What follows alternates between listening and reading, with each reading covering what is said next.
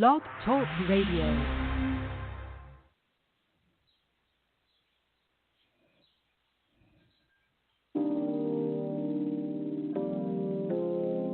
This is Sylvia-l-Blalock, and you are listening to EPiphany Radio, the For Real Entertainment Network. The next phase in online radio. EPiphany Radio.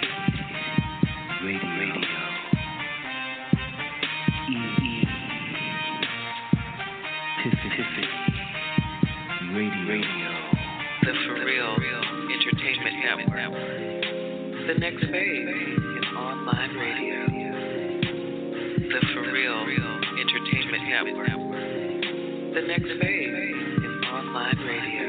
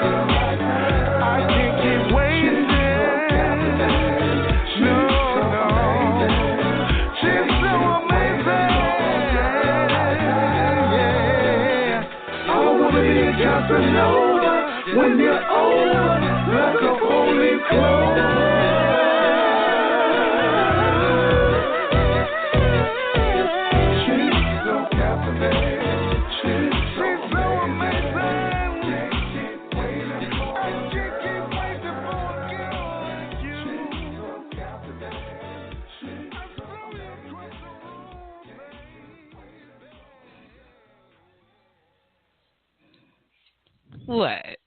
You didn't know about that guy? That guy? That's Larry Edwards. And he is going to be a guest on our show in August, I believe. We're having hot summer nights, and we're looking forward to having him come. Oh, it's actually September 17th, late summer night with Larry Edwards, and we're going to be featuring that song, Captivating, which I just love. But enough about that. EPiphany Radio welcomes you to Poetry in the Raw. I am your host, Sylvia-l-Blalock. You might be a little confused. What are we doing here on a Tuesday night? Well, this is a very special show. We do have a featured guest, and through circumstances, we had to reschedule her appearance on my show. And a funny thing happened, and the day that was open and available, thank you to Larry Maddox, a.k.a. For Real the Poet, he said that I could have a few shows on Tuesdays, and I wanted to get her back in as soon as possible. And it turns out that the day that was available today is also this poet's birthday. So totally unplanned. When I told her, she was like, and that who sent you voice. What? Who sent you? So, if you haven't already seen the flyers, tonight's featured guest is Jacqueline Thomas Rome. I can tell you what I've learned about her from talking to her. She has truly walked her walk. She has carried her spirit and carried her beliefs with her, held tightly. She has also been a true ambassador of spirit in that I have seen her drum in the moonlight, African drumming in the moonlight. I have listened to her tell her story, and it is a story truly of triumph. And I have in my hand a copy of her book. So before I go too further down the road about Miss Jacqueline Thomas Rome, I'm going to bring her on the line so we can introduce her. So I promise you, I will only call you Jackie Rome one more time, and you can smack me on the hand really hard. I've been referring to you as Jackie Rome. Jackie Rome. That is not your name. And they just went together. I hate it when people give me nicknames, so I'm going to not do that to you and say that Jackie Rome. Everybody who heard me say Jackie Rome, this is what I'm talking about. Jacqueline Thomas Rome, who also goes by Emor. Quelin. Let me get it right. quelin-emor, who is the author of Surely Your Sins Will Find You Out. Now, before we go into the book, which we are going to go into, I am going to put you on the spot for a piece to open the show. Okay. All right, so, what I'll do is my signature piece. Those who know me, I don't know if they're sick of it, but I'll go ahead and hopefully they're not tired of it. Anyway, this piece is called Hippie by Nature. The mic is yours. All right. I'm not the average girl from your video, and I ain't built like a supermodel. Not at all, although some may beg to differ. You see, I was born with them, so I am blaming my grandmother for passing them down. It is her fault that I'm wide and round, yeah. It's a Thomas thing. First her daughters had them. Now my sisters, nieces, and cousins have them, yet mine had to take the cake. I was granted all the extras, hips for days. Let me count the ways. They are just in the way.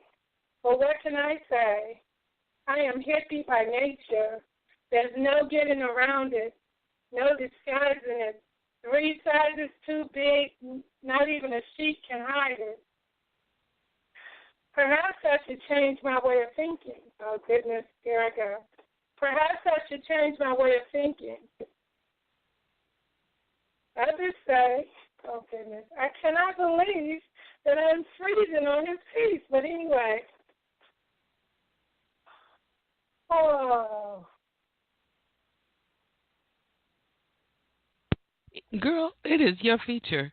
If you would like to start it over, look. Okay, I'll do that. I'll start over. Are you on speakerphone?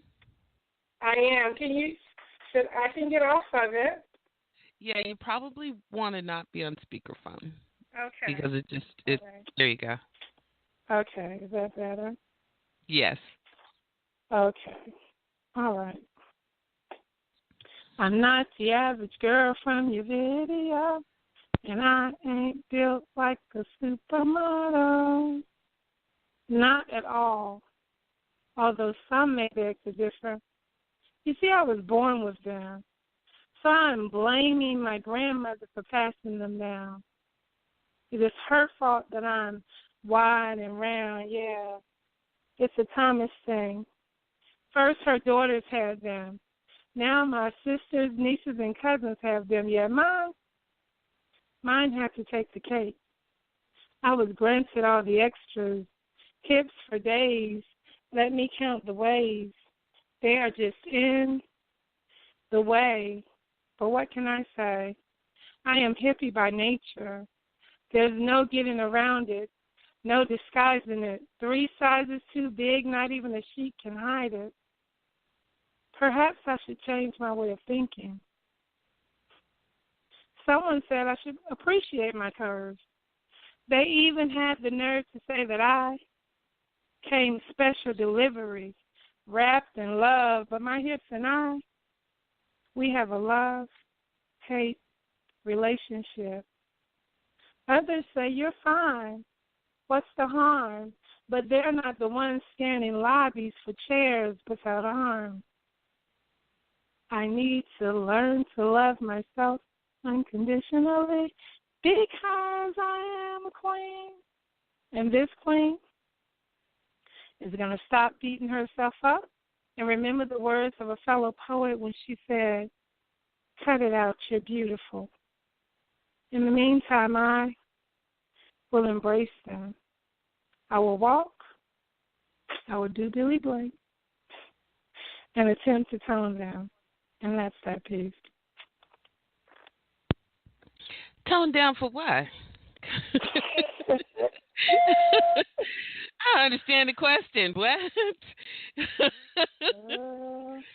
I'm going to say that no one knows your journey but you.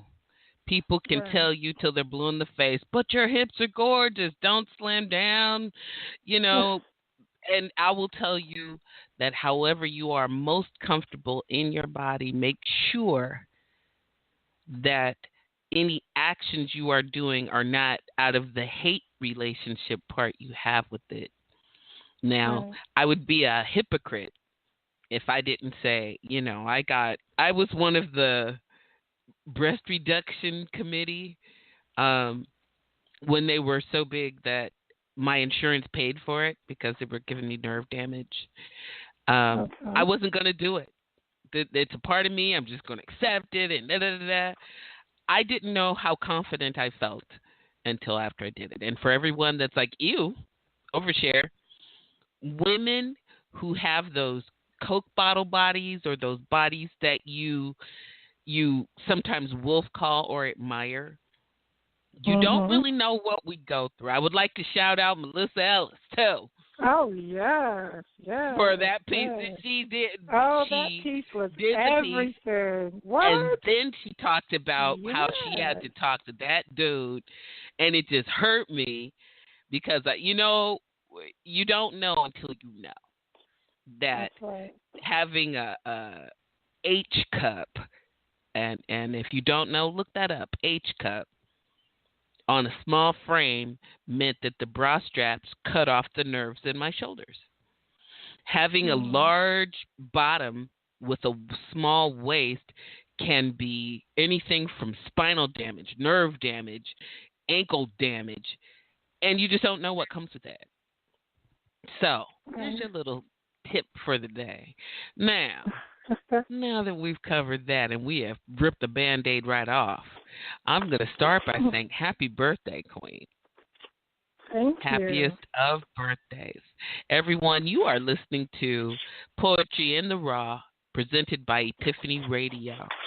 Our call-in number is 319-527-6300. We're also going to have the chat room open, and we'd love to hear from you.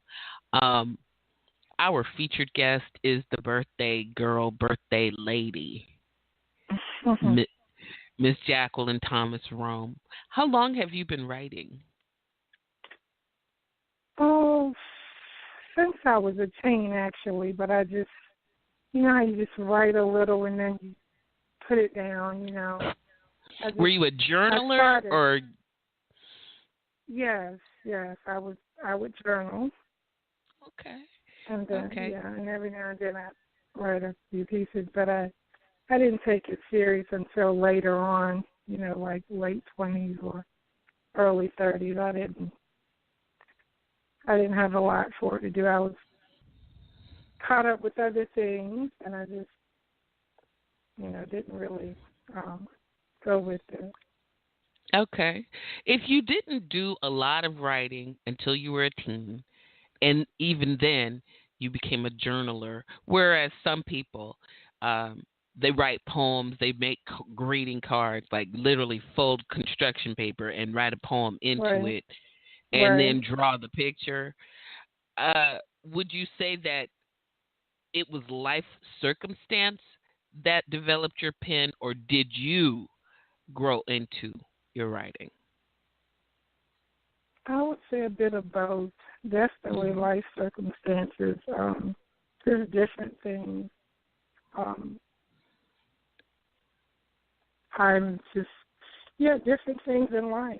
I mean, I've been through some things as a child, and just as I said, life itself, just different things have sparked certain reasons to grab the pen and write, where sometimes you feel like you can't talk to anybody, you just grab the pen. I mean, that pen and pad is there for you. And then eventually, you know, once you, I mean, it's an outlet, and that has been, Are you more of a poet or an artist who uses poetry among other mediums to express themselves?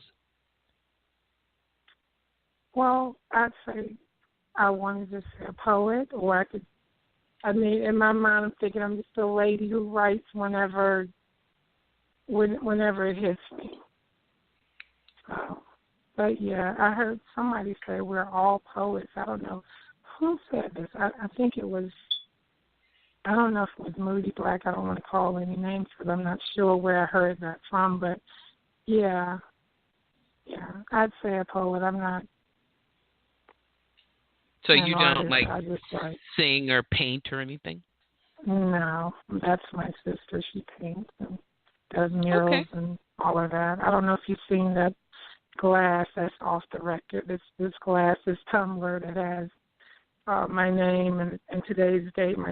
That's my sister's handiwork. No, I missed that boat. I missed that. Yeah, that part of artistry. No, I would say that according to the, what is this, 247-page book I'm holding in my hand, you didn't completely miss the boat. Now we're going to have a little.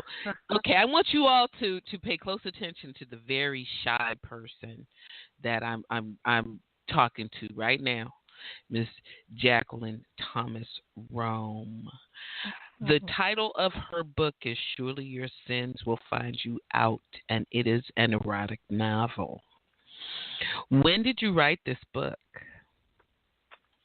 It was back in 2010. I think I started in 2010 or either early 2011.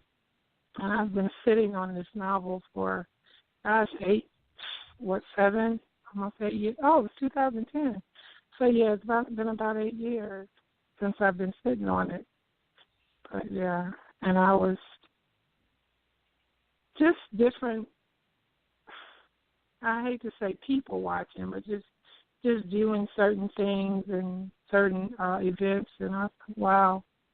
Let me go ahead and put this down. There was somebody who said, because before I was writing, I had written it. I have a passion for children. That's I have a love for children. I can't stand for a child to be abused or taken advantage of. If you want to see me angry, mess with the child. I can't stand that. So anyway, I had a friend who was like, well, Jackie, why don't you write a novel? I just didn't think I had a novel in me. And well, how many children's books? How long? Let's back up. When did you write the children's books? That was probably in 2008. I want to say 2008, 2009. And they were like, why don't you write a novel? I just didn't think that I had one in me until I was assisting someone later. And I was trying to tell people about children's books. He said there was a gentleman that said he had a story that he wanted to tell. So I was kind of helping him out, kind of ghostwriting, if you will. And I was like, oh, my goodness, I didn't realize I had all of this. I took, after interviewing him and just putting it into word form, I was like, well, maybe I could write a novel. And so I began it, and now it's in your hands. Well, we are definitely going to get into that book. I'm not going to do it to you right up front in the show, but we are going to return, and I will be reading from that book. I have so many questions for you, but one of the ones that I would like to share with our listeners is, what did you think of Poetry Fest? Oh, it was everything.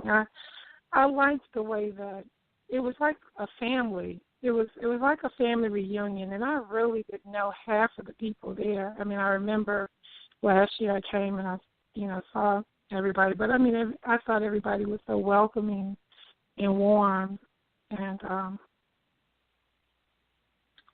so I mean, it was nice. I enjoyed it. It was really good. It was like a family reunion. It was like so many different backgrounds, and I thought everybody respected each other, and it's good when we can get together and there's no bickering, there's no no drama. I mean, because we're grown, come on, and we all have expression. It's whatever we bring to the mic is whatever we bring to the mic. It's not. I thought it was good. I enjoyed it. It was a pleasure to see you there. It was absolutely my pleasure to see you there. Likewise. Do you have another piece to share with us? Sure. Okay. Well, moments ago I mentioned how I feel about children. So this piece is called Monsters. There are monsters among us. Some in plain view, others hidden from the light, disguised as that friendly neighbor, teacher, minister, that loving uncle, aunt, mom, dad, stepdad, yeah, monsters. Sad. It saddens my heart to hear such a thing. When did our children become your plaything? Who gave you the right to touch them there, destroying their innocence, not giving a care? You are a selfish bully, sick. You make me sick. once upon a time, it took a village. Return, O village. Return. Be concerned. Rise up and protect our babies. And that's that piece.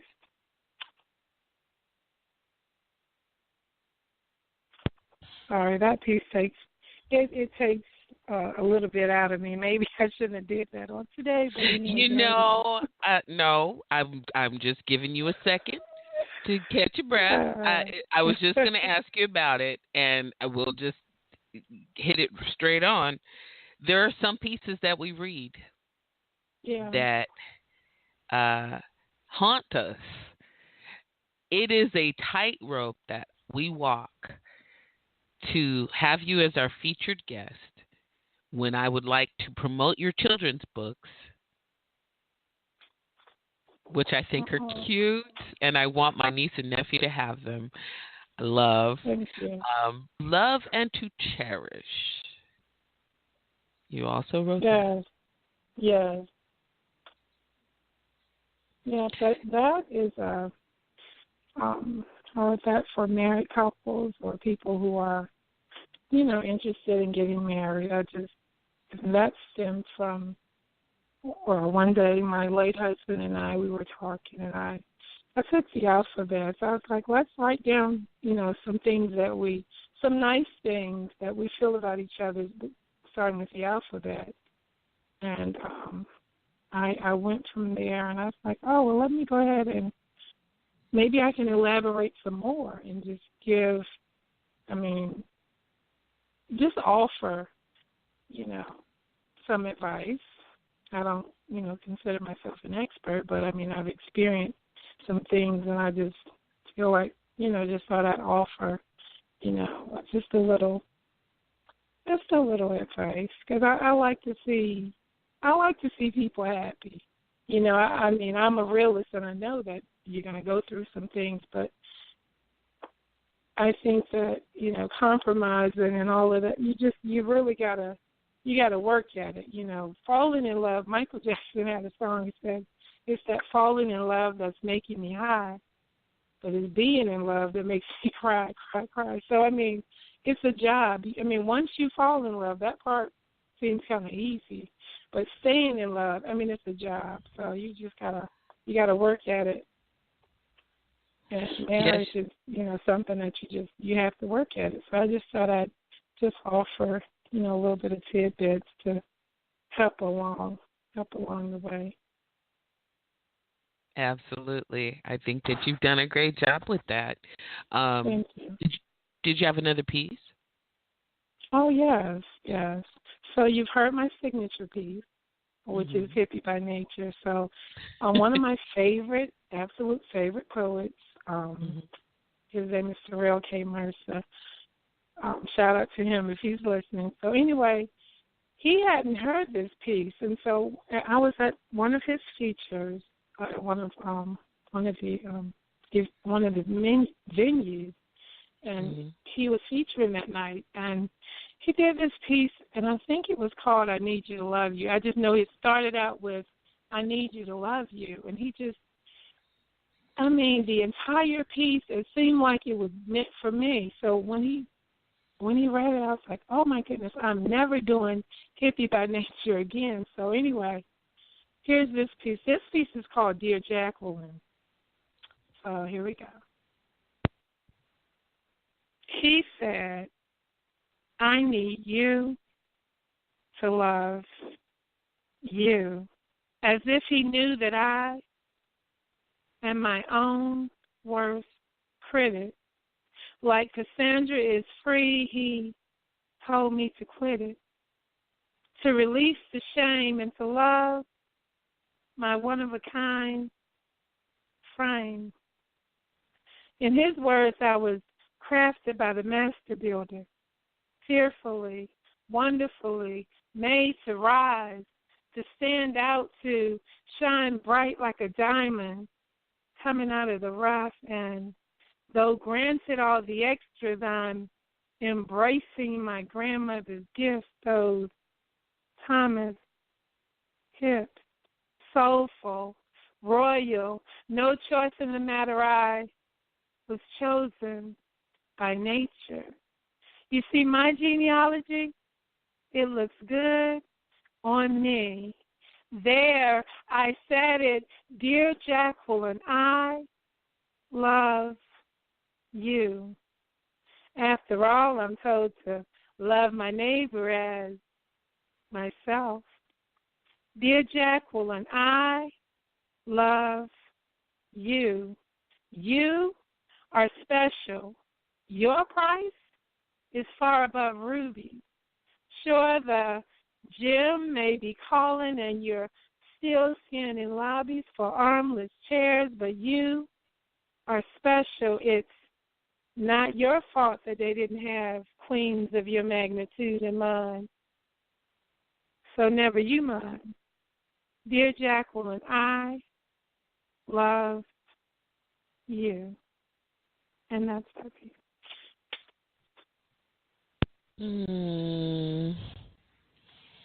That's a great piece. Oh, my goodness.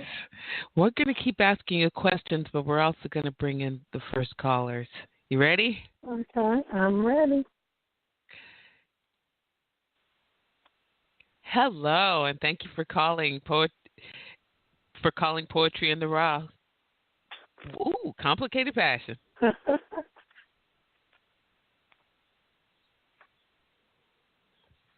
Hello? Uh-oh, are you muted? Yes, I was muted and talking away like I was on the show already.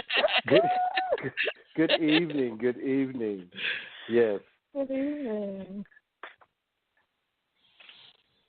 So I'm excited. Hey, right on. Well, welcome to the show. Our featured guest is Jacqueline Thomas Rome, who I believe you met at Poetry Fest.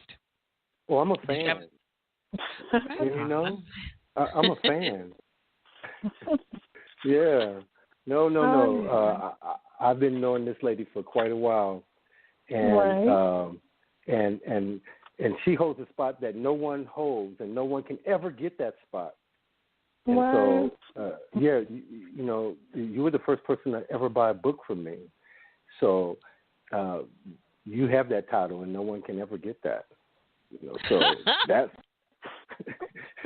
like, wow. You know, it's like, yep. So, you know, I've been excited ever since that moment. So my first book, you know, and someone that wasn't even a Facebook friend at the time just heard me spit poetry on Blog Talk. That's right. And supported me, bought my book. So, you know, it's like, hey, people, I'm telling you, you got to get out there because it's happening. And Blog Talk made it happen for me. So, but you know, I was definitely, I'm still excited about that, you know. I tell people that story all the time.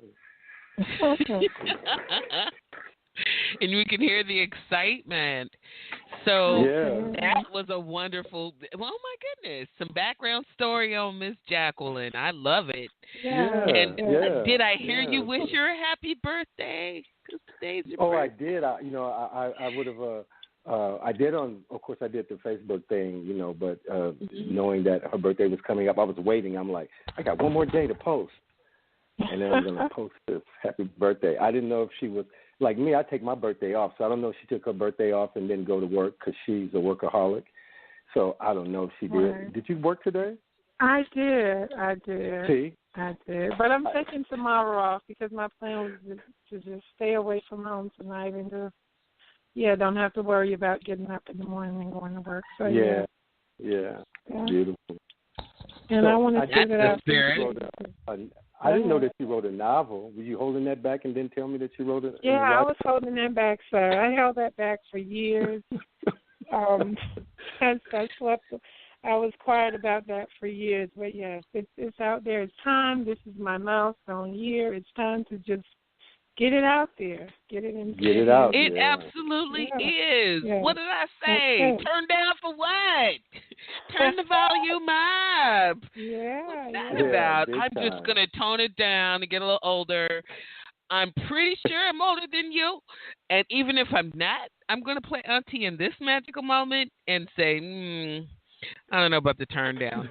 You definitely look revved up in Myrtle Beach, ma'am. I did have a great time in Myrtle Beach as well. You know, I got a chance to meet a lot of people, and then I hadn't seen Jacqueline in over 4 years. So I know my first trip to the East Coast 4 years ago, she came up to see me in Newport News, and you know, you don't find friends like that. You know, it's like you got to really search, and it's got to be, it's genuine. And so our friendship, that's what our friendship is. It's a genuine friendship. Right. So I thank you for not just being the first person to buy a book from me, but being that friend, you know, and someone to tell me that it's not about you. Let the air out of your head. Now, if she tells me that, you know. Oh my goodness! Wait, reroll footage? What? That's right. Yeah. Not many people could tell me that, you know, because I'll be like, I say, everybody wants to be me. And she says, no, they don't. I'm like, exactly. Yes, they do. No, they do not. No, they do not. You need to cut, tell me that out. But So definitely I wrote it in a poem, but it was just a poem to say, you know, not actually, you know, I can't really explain it, but it's not being me. It's just being like me, you know, just like just being a good person. That's what I'm trying to say. I'm gonna still say it. Everybody wants to be me. No, sir, you Just can't because. do that. You're so in love with yourself. You need to cat it. Well, like the rappers say, you need to cat it. I do let the air out of my head every night. Every night I let the air out of my head every night because I know that it's bigger than me. You know, so I do that.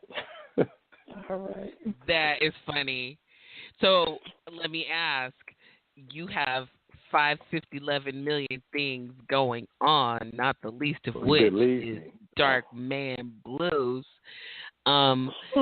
We went over quite a bit of that on last night's show, but to recap, you are the man with the glasses and the briefcase at Poetry Fest. You have not one, not two, but several projects happening right now. Yes. I can't believe how busy I am, but I'm enjoying every moment because it keeps me going. It keeps me I'm going to keep giving, and I'm going to keep learning, and I'm going to keep growing. So, well, then I have a challenge for you. If you could manifest something from Jacqueline Thomas Rome, what would it be? To give more, you know, stop holding back. I mean, I've been knowing her for 4 years, but I didn't know she had written a novel. You know, I want to write one of those too. I just haven't figured it out yet. You know, I started, and I don't know where the story's going to go, but it's going to be out there. But just to continue doing what you do and keep sharing, and this was a pleasant surprise to have you featured on the Blog Talk show, and especially this show, because I believe this show is definitely, this show has moved up the top of my list. Aww. You know, yes, it's at the top of my list. It's well put together. I have my friends listening, and I'm going to tell you, Sylvia, they say that you are a great host. So, oh goodness, what? Yeah, so everything's going, you know, and it's inspired me to take another look at Blog Talk myself and venture back into the airwaves. So, because I've been out of the airwaves for a while, you know, and there's not many shows that I go to other than this one now and Fever Friday, and I think I've been on 3 weeks in a row now. It feels good, you know, to hear good poetry. It's good to have you back. Yeah. And, you know, celebrating our sister friend, I would like to say thank you for the support. And to the listeners, EPiphany Radio has been a great fit. Oddly enough, a year ago today, I was hired at a job, and I had been without a job when I first came on EPiphany. I was struggling financially, but there's something that I know how to do, and that is talk on a phone. I've been in customer service for 30 years. And I know how to talk to people, and I know how to get to know people without being insincere about it. If I don't like you, I'm not going to get to know you. I'm probably not going to be able to host you on my show. I promise you, if I have a feature with someone and we don't connect on the call before the show, like we don't click before the actual feature, there's not going to be a feature. I've done it where it doesn't make any sense to have an uncomfortable situation for a couple hours. Right. I've been fortunate that the people that I've met so far have been such cool people. But enough about that. We're burning daylight. Complicated Passion, Samuel Rain. I know you wished Miss Jacqueline, a happy birthday. Happy birthday. Yeah. I know you brought us a piece. Yeah, I'm working on a new project, which I don't know when it's going to come out, but I'm so feeling it because I actually wrote it 2 years ago, and I brought it out of the vault to actually work on it hard to get it to where it needs to be. So I'm going to do a poem from that, and the title of the book is called Mischievous, and the poem is titled I Never Knew. Well, I am going to mute myself, and the mic is yours. Okay. I imagine dreaming the taste of you. I am edged by the thought, so tempting first impressions. Making love I never knew. I caught danger wanting that first touch. Drowning heartbeats had me contemplating surrender. And that is from Mischievous.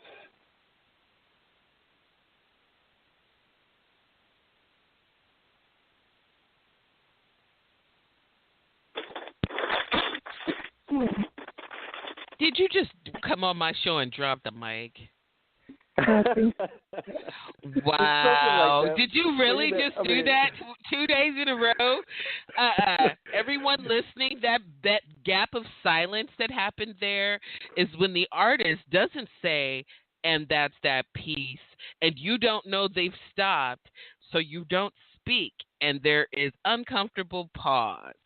That happens when you're a big wig and really good at what you do. You don't have to say in peace. It practically ends itself. It ends itself, yeah.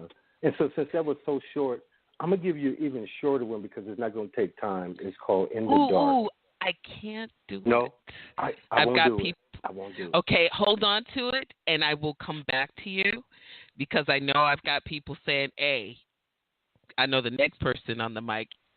Actually, I know who it is, and I have to go to the next caller. But you cannot hang out during her feature, so I'll be coming back to you. Yes, Thank sir. You. Happy birthday. Thank you. Everyone, if you don't know Samuel Rain, what rock have you been under? Complicated Passion is the business, and if you need to know about the business behind being an author or a poet, you should connect with that brother. He knows a lot. Next on the mic, she uses her voice like a trumpet. I kid you not. She sounds like every jazz instrument I've ever loved, and she is someone that I celebrate highly. Rosalind Cherry Bomb. Welcome to the show. Hey, how are you? Well, first of all, well. I just want to say, Complicated Passions, this guy here, I call him the mysterious writer because you never know what he's going to say. I got to put that out there. Many blessings to him. Okay? But now, I'm going to leave a pause like he did, okay? And I'm not going to finish the sentence. But I'm going to get to Jacqueline Thomas Rome, okay? Many blessings out to a strong black woman. I embrace poetry like it's in my heartbeat, and I can say that because I speak for many women because we have this passion, and it goes within our souls. You know what I'm saying? And when you come out on the air, some poems, they really do get next to us. And I think that when we sit there and we meditate, sometimes we might get on the keyboard. It can hit us at 8 o'clock or 9 or 10. Sometimes you get out of bed 2 o'clock in the morning, and there you go on the keyboard, and that keyboard becomes your best friend, or that notebook or that pen. You see what I'm saying? Right. And you marinate that. And so when I was listening to you, I was like, oh, my God. I said, she has the spirit all over. And to you, Sister Sylvia, for all that you do for many poets, hands up to you. So you ladies, like I said, standing together. And for all poets and poetess, you're doing something very beautiful, because a lot of people, they was like, oh, I don't know about poetry. I said, you have to come to shows to listen to people's souls. That is so important to them. When you come on shows and people write things, say good evening, say hello, do the greetings. If they're on YouTube, reach out to us and let us know that there's love and compassion for poetry. Absolutely. So hands up to your novels. I'm embracing that right now, writing novels, okay? And that's something different other than doing poetry. So to your journey, hands up to you. You know what I mean? And so I knew you was coming to the show, and so Sister Sylvia, a lot of times I have been sick, so I'm doing a new piece, especially for you ladies tonight, and for all the poets in the fall. Let me be clear, okay? So, all right. get your ears together, because I'm sipping my water, so it's gonna be loud, okay? But everybody's gonna get the message, and it's about a sister that this brother, always kind of brush her off. And this is no disrespect, but it's about everything about the world that we go through, but it's a message. And this is part of one of my books that I'm going to have published within the next couple of months, because I'm working on projects too. But, sometimes we have to take our time so it can marinate just right. So when people are working, looking at your work, they can be like, I understand where she's coming from. So when you guys are ready, let me know, and I'm ready for you. The mic is yours, Queen. Okay. Hey, wait a minute. What you talking about? What you mean? Wait a minute. I'm just getting tired of you. Well, wait a minute. I got something to tell you. Let me be clear. Let me be clear. When you're straightforward face, I want to tell you everything. I want you to hear everything that I have to say, to you. At the same time, you have to listen to what I have to say. First, let me take a look at you. I want to see you right here, in front of us. What did you say? I can't hear what you're coming from. I said, let me listen to you. Man, I keep going through these changes. I'm like, listen to anything you got to say. See, that's the problem. That's the problem. What you said? Oh, man, we keep going through this back and forth. Okay? There's lots of times we never get any further because of the lies and the jealousy. Here you come at me again. Man, you looking at me like I'm some kind of target. A target of what? Once again, then you the listener. What they hear out here, that's the talker. The same thing going around for many years. The only thing is what?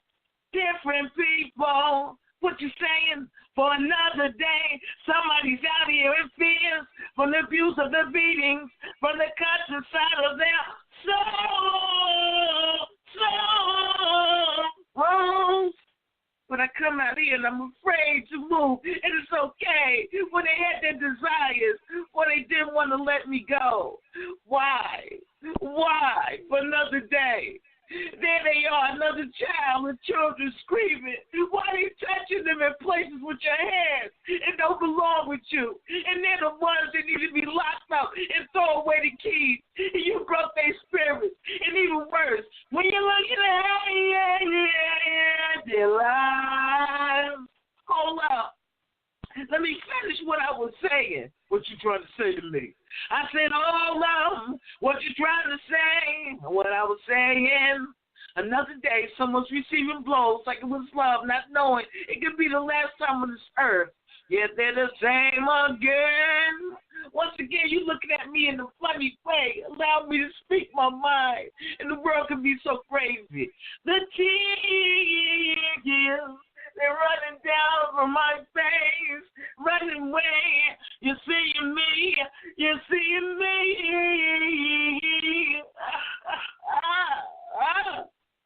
Damn it. Here we go again. You treat right, guess what? They don't even keep it real. It becomes a pattern. You see it already. You know they've been doing it. It's part of their lives, and they can't even cope. They can't cope. They can't cope. You heard what I said. They can't cope.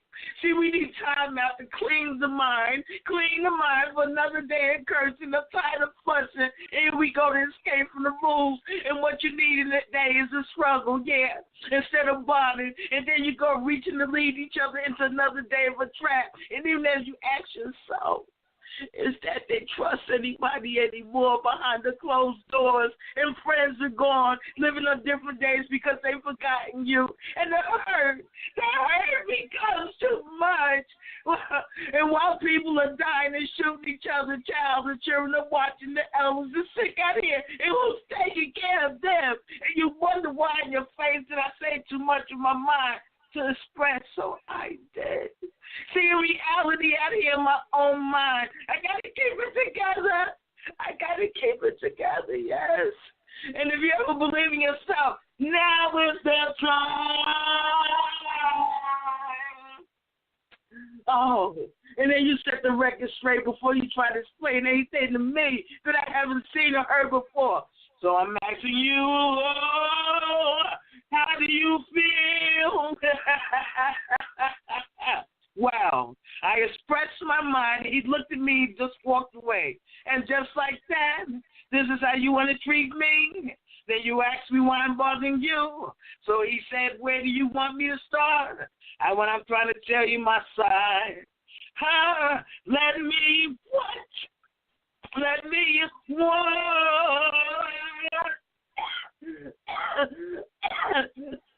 You got me choked up.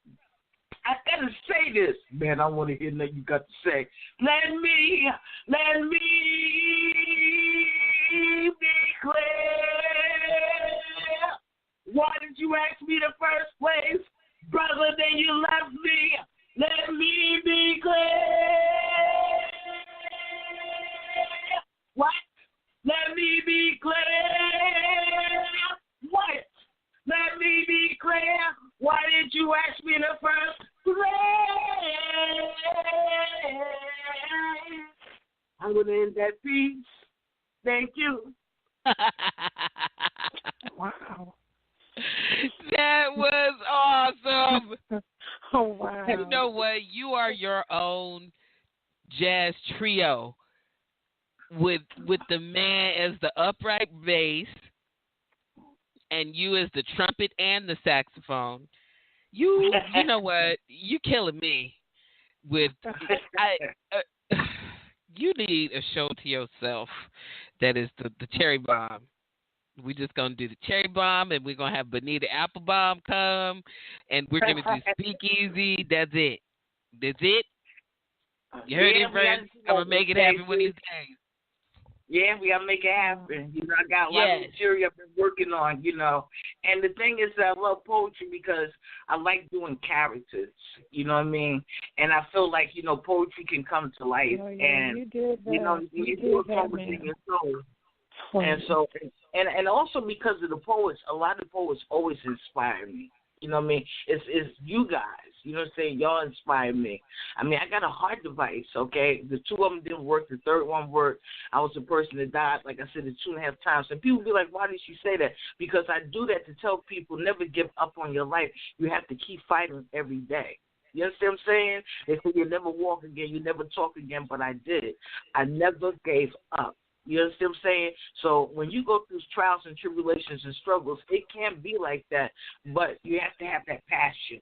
You know what I'm saying, to keep working and writing and just have that love for many people. And just listen to you, my sister Jacqueline, you know, like I don't adopt you and I don't even know you.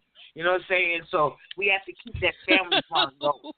You know? I want to adopt you, but I don't even know you. You know what, Jacqueline? Don't get it twisted. She said, I want to adopt you. What you don't understand is we're just that was the adoption process. Paperwork has been signed. And she's not going to tell you. You're just going to get a prayer one day in the middle of the day. And she's going to say good morning and be the only person that says it. I'm going to say, Cherry Bomb, I love you. Rosalind Cherry, that you are up and about and there is no enemy that can stop you, gives me such courage. I love you. And I am putting you on the couch. All right. You enjoy the rest of the show. All right. Thank you. You are so welcome. You guys, if you don't know Cherry Bomb, come on. Yeah. Wow. She is one of those poets who uses their voice like an instrument. Yes. And it's really a wonderful thing to hear. And I'm glad that she came. I mean, she hasn't been on the show in a long time. And came to celebrate you. I think what a wonderful way. Awesome. I'm pulling on the next poet who needs no introduction. Welcome to the show, Joe the Verbal Mind Dancer. Good evening. Congratulations, Jacqueline. Well, thank Happy you. Birthday. Thank you. Happy birthday. Thank you, King. Thank you so much. I'm just honored. I'm honored to be here, man. I mean, haven't met you in person. Oh, what a blessing. What a blessing. Thank you. So, well, did you have any questions? Yes. Actually, I did.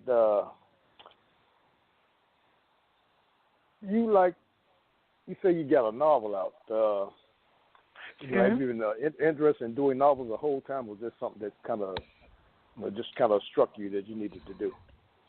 Well, it just struck me. Well, actually, as I was saying earlier, one of my friends, they were like, when are you going to write a novel? Because I guess all I talked about was my children, because I'm a preschool teacher. I've been in child care for years, and so, as I said, children are my passion. I'm passionate about children and taking care of them and protecting them. But anyway, this person was like, well, when are you going to do a novel? Like, I know you got one of those in there. I'm ready for you to have a best-selling novel. I was like, okay, I like his nerve, but I guess at that time it wasn't the time. But I later got inspired, not much longer after that, but I sat on it for years, and so now it's got to go. It's got to go. So, yeah. Outstanding. Well, I got a little piece I want to do for you. Awesome. You read something earlier about loving yourself. It kind of struck a chord with me, so I dug this piece up. Okay. And I'd like to share it with you. Awesome. And this is called Wear What You Want. Okay. Mike is yours. Woman, you crazy wearing them jeans. Your man, your boo, don't want your legs seen. Drowned in your beauty, covering you up. Hiding your assets, he wants love so much. Don't wear that, baby. Don't put that on. What's that dress for? Where the fuck you going? Wasn't like that when he first met you. You were dressed with style. It looked good, I bet you. Then here comes old Smoothie, digging your charms. Couldn't wait to have you proud on his arm. You hit the best places, dressed to the nines. Didn't open his mouth not one single time. Y'all dated, related, became quite a team. This fool started tripping and shattered that dream. He wants to play daddy like you were his child. This once loving man is like brothers gone wild. When he does take you out, he got something to say. And it's the same outfit when you met him that day. He should be proud. It's not that you flaunt it. A secure man would want to know others want it. His chest held high. Yeah, she with me. Yes, this man that you with wants no one to see. Hidden from view, almost a prisoner. You love him, but soon you'll have to deliver this message to him. Baby, I love you, but this has to stop. You ain't my father, and I'm wearing this top.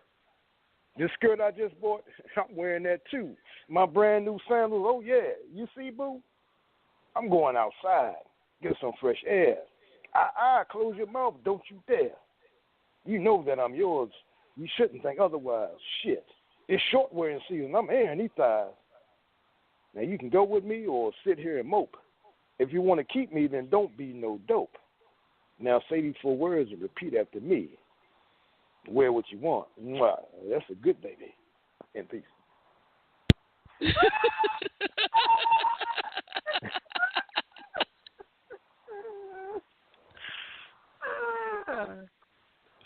You know what? Yes, Okay. I love that you read both parts of your piece, and I love it. Love it. I've read the other half on some of your pieces, but I love it. So celebrating the female form, and you have a couple. Absolutely. I absolutely. The other one that you wrote, I'm going to come back around to you, but yeah, I'll inbox it to you, and I want you to read that one. Okay, but will do. I know that you are broom closeting today, so I'm going to put you back on the couch, and hopefully I can get you back on the mic a little later. Absolutely. I'll be definitely sticking around because I enjoy hearing Jackie, and it was definitely an honor meeting her and all that. So, yes, absolutely. And likewise, King. Well, thank you for coming to Jackie's birthday party. We're about to happy birthday, Jackie. Yeah. Yeah, I started off the month on the 1st, so hey, welcome to the club. There you Hey, July birthday. There you go. And happy belated birthday to my love. Yes, yes. Well, I love you, baby. Mwah. And thank you. That's so sweet. Somebody good. You're welcome. Thank you. All right. Good. Broom closet it is. Yep. All right. Thank you. Talk to you later, babe. Mwah. Right. Everyone, Joe the Verbal Mind Dancer, who will be back a little later in the show, speaking to us while working. You are at the top of the first hour. We are EPiphany Radio. We are such a united front. I love being with this group of people. Poetry in the Raw is one of just a few shows that we have going on. We also have Let's Talk About It. We have Inspiration Factory, and there's some shows coming up. Don't you worry. We're about to do this thing. Mm-hmm. What I'm going to do is a quick radio intro, and then we are going to continue with the show. This is Sylvia-l-Blalock, and you are listening to EPiphany Radio, the For Real Entertainment Network. The next phase in online radio. EPiphany Radio.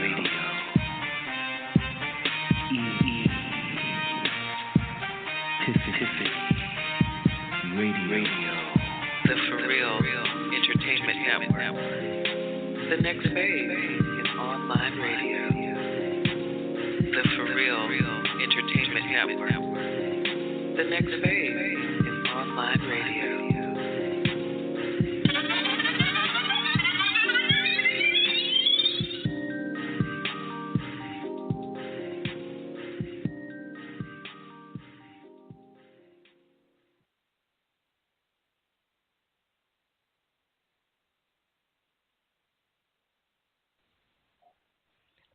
I am back, and I am checking out all of these people who are putting their hands up to talk to our feature and to get on the mic.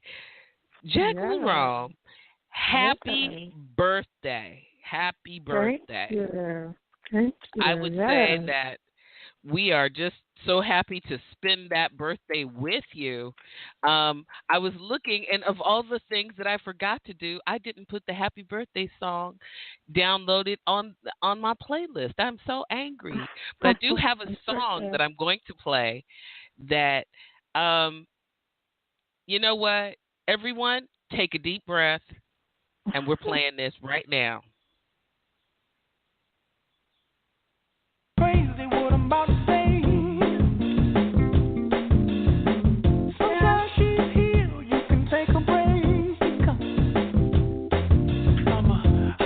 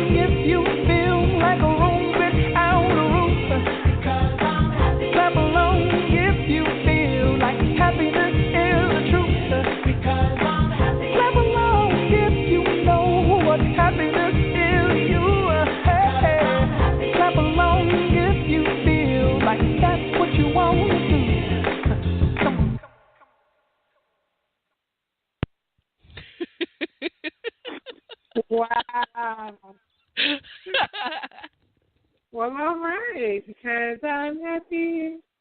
Yeah. You know, there are songs that I love. This is the highlight of my day. Thank you so much. You are so welcome. I tell you, people say they hate that song, and I tell them that is because your soul is dead. It's okay. We can pray through this. But if you don't like Happy by Pharrell, I want to suggest that you're possessed by demons, and you should get help for that. I'm just saying. Now, where was I? We are going down the list. One of our callers dropped and called back. So I'm going to pull them on the line now. SYA, you are on the mic.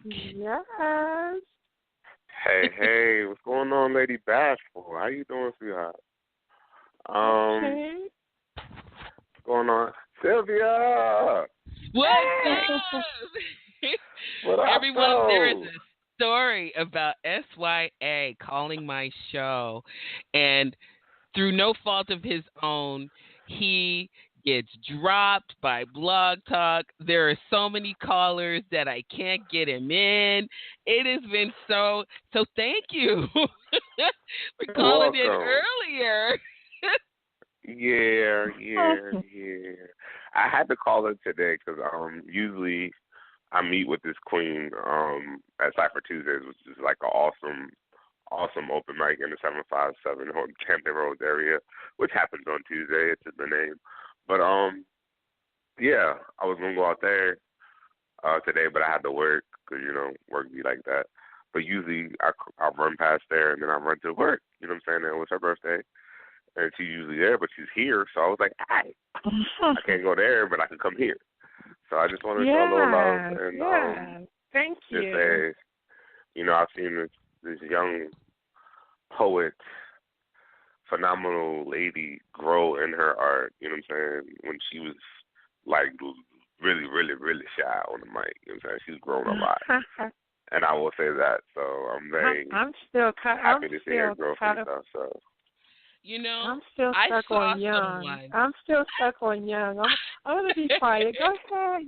Talk, speak. I'm just stuck on young. Go ahead. It's your birthday, young person. Yes. You are young. Yes. Yeah. After a certain age, I don't even call. I was like, certain years, you start to turn young, you go backwards. So you're like 60 years young. You know what I'm saying? I mean, appreciate the fact that you've lived that long, but you're still young. You know what I'm saying? So, and that's if you're 60. Huh? And that's if you're 60. Age is so relative. People get a number, and it's so much around that. This young woman just so impressed me at Poetry Fest. I tell you, you are definitely young today. You would never think that, just talking to her, she has so much to say or so much in her. Because when you meet her, she's quiet, she's shy, she talks, she's very friendly, all that other stuff. But you'd be like, oh, you write poetry? I didn't know. Yeah. So, very, very pleasant surprise when you hear poetry. But I'm not going to hold the line up. I'm going to find a piece to do. And we're going to go from there whenever you're ready. Hey, I am going to mute my mic. The mic is yours. Yeah. All right. So, since I mentioned Cypher, this is one of the pieces that I usually do. It's a signature piece that I'm known for. It was actually created when I first started going to Cypher. So, here we go. Called Talk Nerdy to Me. This is one of your favorite pieces. Happy birthday. Thank you. I guess you can call this a confessional. I'm a sapiosexual in love with intellectuals. Ratchet chicks turn me into asexuals. And no, I'm not like most dudes that want to hit anything that moves. See, I'm not only in love with the outside, but the inside of you, pansexuals. See, I want to take sexy to new heights. See, you make me want to make timeless deposits to your ideologic. show you how a conversation of intellect can be truly erotic, how it's sexy to be understood by an individual. So don't talk dirty, talk nerdy to me, baby. Because that's what I like. See, I want to hold conversations all night and give premature itis to certain mindsets that can't hold our food for thought when it comes to the conversation. See, I want to go skinny dipping in your thoughts so that I'm flooded with beautiful visions. Let me sit under your family tree, study your roots, and see, I would say I'm not trying to get in those genes, but it's a lie because I want to climb your DNA ladder to get a better view of you. See, I said, yo, curves are found not only on your hips, but in the beauty of your brainwaves. Can I study them? So again, you ain't got to talk dirty, talk nerdy to me, baby. Because that's what I like. See, I want to hold conversations. Nothing too complex, just enough to spark a cortex, cerebral conversations that I see through. Let's have words and not be asinine to deny that even your figure of speech is fine. So can we hold conversations? See, I was told never to make a lady wait, especially for ice cream, and always ask us to dance. So can we dance through conversations? Hold conversations while we enjoy a meal. See, you will be dessert because you are third eye candy. More than a snack, more like a buffet. So can I say, you got me wanting to turn in my freak flag for my nerd and geek flag. Okay, maybe just move it to the side just a little.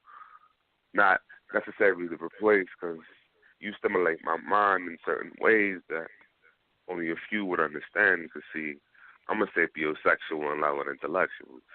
Ratchet chicks turn me into asexuals. And no, I'm not like most dudes that want to hit anything that moves. See, I'm not only in love with the beauty of the outside, but the inside of you, pansexuals. So you ain't got to talk dirty. Talk NERDYTONE, baby. Talk nerdy to me, baby. Because that's what I like. So maybe we can hold a conversation for a couple of nights. Have a little pillow talk to where we wish the sunrise had a snooze button, because we don't want these nights to end, or we can talk all day. It's up to you. Just talk to me. Because, again, I guess you can call this confessional. I'm a sapiosexual. I'm trying to take sex and sexy to new heights. But you ain't got to talk dirty to stimulate my mind. And it seems like you like it, and you might want to try it out one time. So if you like, you can say it along with me. So don't talk dirty, talk nerdy to me, baby. Because that's what we like, sapiosexuals. That's why I'm a poet. That's a piece. Yeah. Yes. Yes. And yes. Did you climb your DNA ladder? Yes. What is it? I've heard it see several times. I don't know how I missed that line before. I like it. Yeah. There's yes, like a 5.5, a 1.5, a 2.5. There's so many variations of it. But, this is me. I can't never make up my mind which one I want to do. But it says, I would say I don't want to get in those lives. I would love to climb your DNA ladder, get a closer view of you. Mm. Yeah. Yeah. Because see what happened.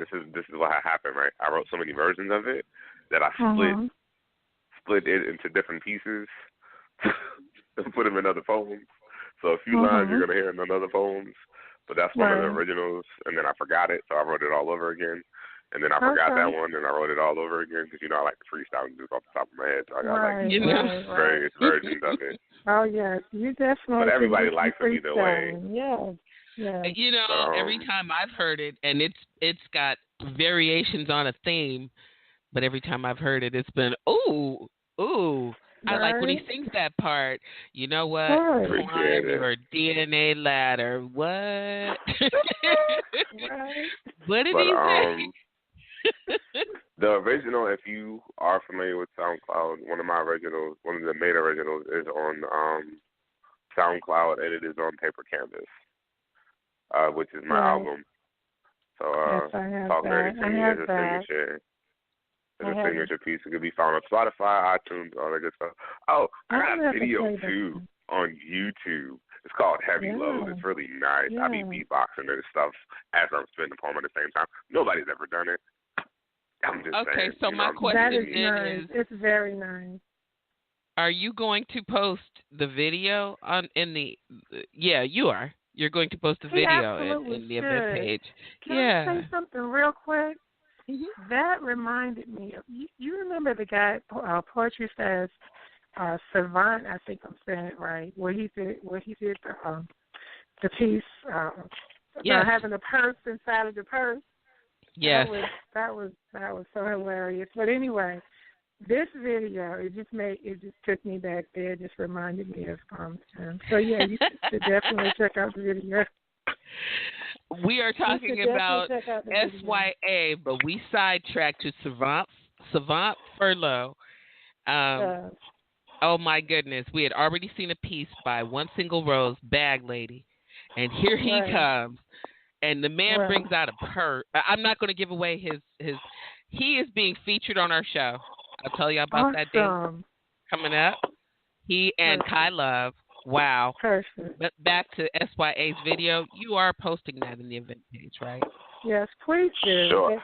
They all kind of go together. That's perfect. I'll post half of it, and then the link will be somewhere in the description, I guess. Yeah. So then Talk Nerdy to Me. I'm going to get the link to that, right? Sure. Thank you. Gotcha. All right. There you go. Okay, that's working for me. So we are going to put you back on the couch and hopefully get to come back around to you. If not... If I can find a broom closet in time. There you go. Shout out to Joe, Broom Closet Life. And for real, because he be in the broom closet too. Shout out to all my broom closet poets making it happen at work. I'm going to have to get that on a T-shirt, the Broom Closet Poets. I'm going to put you back on the couch. Thank you so much. We are working on 2 collabs. Wow. I can't wait. Super exciting stuff. Yeah. Yeah. All right. Enjoy the rest of the show. Again. Thank you. Peace. Everybody, check out SYA. That brother just came in, just tore up my mic. I have a question for you, Miss Lady. Okay. What do you love about poetry as a form of expression? I like the way that, I like the flow and the way that it comes. I mean, it's the message and the way that it flows. That's what I like. Yeah. I mean, because you can write it and just read it, and somehow you can, somebody can tell you the same thing, but then it's a way that it's conveyed. It's a way. The way that you bring the message, I think is better received. I just like the way that poets express themselves. I mean, you're not just reading. It's like you got something to say. You have a message to pass, and I like that. I like the message and the flow of it. And I like that people speak, when they write it, it's what they feel, the majority of the time. And you can be inspired by anybody, or you could be writing for somebody else, but it's the way that it comes across, the message and the flow of it. Mm-hmm. That's what I hear you. Do you have another piece for us? Sure. This piece, I'm going to read this out of my To Love and to Cherish book. Trying to decide the domestic violence piece or I'll do Two Kisses. Let me find that. So I had the pen in here, and I got caught up, I guess, with SYA and somehow lost my page. But okay, no, I'll do Carrots in Conversation. What I did with this book, I just took the alphabets and just broke down like the ABCs of marriage. So anyway, D was Don't Stop Dating, and the poem is Carrots in Conversation. She ordered double veggies with her dish, carrots and broccoli to be exact. Steak and potatoes was his choice about his day. She listened. She talked about the kids. She thought he was listening. The light from the candles revealed a special glow in his eyes, a glow that said he was hungry for something more than steak and potatoes. There was something about the way she wore her hat, the way she sipped her tea, that caused him to cut the date short. He called for the waiter to carry his tray. He called to the waiter to carry out trays. What about dessert, she asked. I've got a special dessert in mind with strawberries and whipped cream on the side. She understood his language. The conversation went in another direction. Goodness, that's that piece. I hadn't read that in a while, and anyway, yeah, that's that piece. So are you still shy about your erotic pieces? Well, you get that? You feeling that? You picked up on that? A little bit, yeah, a little bit.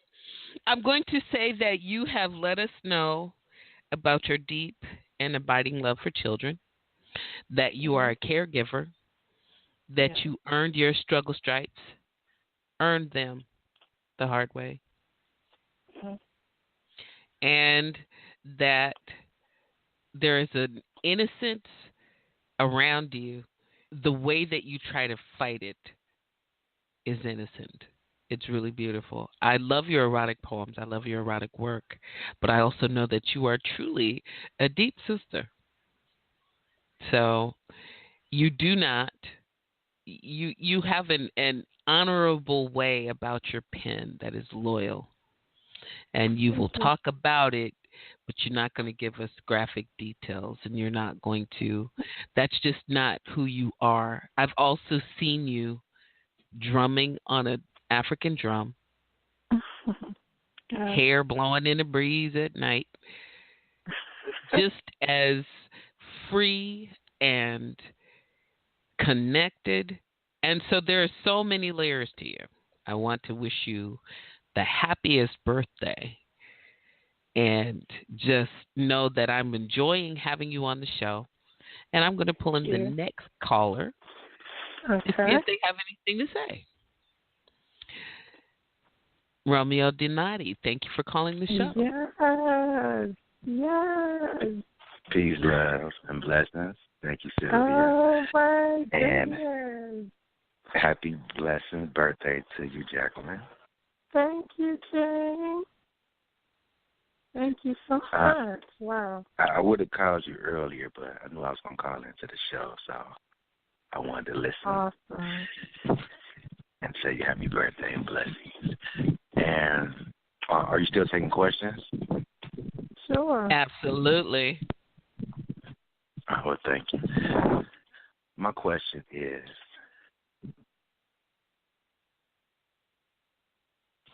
if you could write a poem and bring it to life, which poem that you've written that you would like to see in a movie or a play?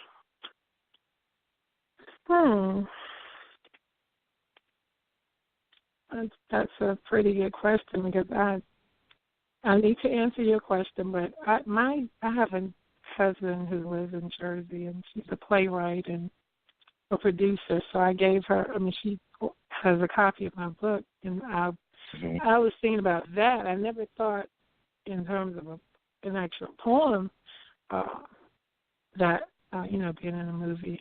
But I was thinking about my book. But anyway,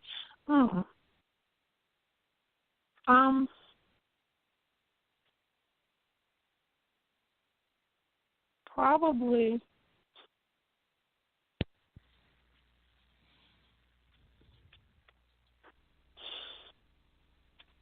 Two Kisses. Why? That's the piece that I wrote. Well, because it kind of tells a story about somebody who's not getting the affection that they deserve and want. So yeah, I mean I'm a sucker for love and romance. So yeah, so I would say Two Kisses. Two Kisses. I can share that after. I don't know if you heard that piece. I'm looking forward to it. Okay. I'm looking forward to hearing it. Well, do you have a piece for us, Romeo Donati? Well, I was really just calling to support. Okay. So if Miss Jacqueline would like a certain piece, of course I'll oblige. Yeah, it's my birthday. So we're at the begging now. I think you have got to know what my favorite piece is. It's her birthday. Wait, hold up. Right. I'm going to have to host a little bit on that, just a teeny tiny bit. Come on. Do we have to beg you every time? Really? No, not at all. He is one that calls and supports. But yeah, you already know. Yes. That piece, the piece that I love is something about she sleeps on a helipad. What is that? I want to love you or something. Oh, you're talking about over and over. Yeah. Mm-hmm. Oh, what is? And then there's another one that I love. But yeah. Okay. If you don't have it queued up, I will understand. But if you can have it queued up in a couple of seconds, let's do it. Oh, I know like 50 poems by heart, so yeah. Oh, snap. You know what? Yes. Mike is yours, poet. Oh, can I say one more thing before I do the poem? Yeah. Oh, yes. I'm sorry. I'm not Jacqueline Rome is definitely not just a super fan, a wonderful poet, but she's a fantastic friend. She came to see me perform also. I mean, this is a woman who will get on the road and not just, we ain't talking like, she's going through states to come see you perform. And that's just magnificent. And the only reason I'm not down at your birthday event is because I have to be here to cater for my sister's best friend birthday. And that's the only reason why I wasn't able to make it down there. But I'm off work in September, so I think I'm going to come see you. So. Okay, I'm going to hold you to that. So I'm going to go with the poem. All right. Absolutely. I ask that you lend me your ear so I can touch your mind, feel your heart, and enter to your soul with my thoughts. Peace I'm going to bless you with over and over. I want to love you over and over and over again. And once more again for good measure. I want to love you for every constant and vow in a 5-page love letter. I want to love you till the sun comes up. Goes down and comes back up again. I want to love you like God loves you. Me limbo vouchers a fan. I want to love you more than a fat kid loves cake. I want to love you like the one that's feeling good after you just ate your cake. Tasty. Does it begin to describe how wonderful the feeling I have inside? If looks could kill, then all the haters will be mad because the way I want to love you. Ain't no other woman is bad.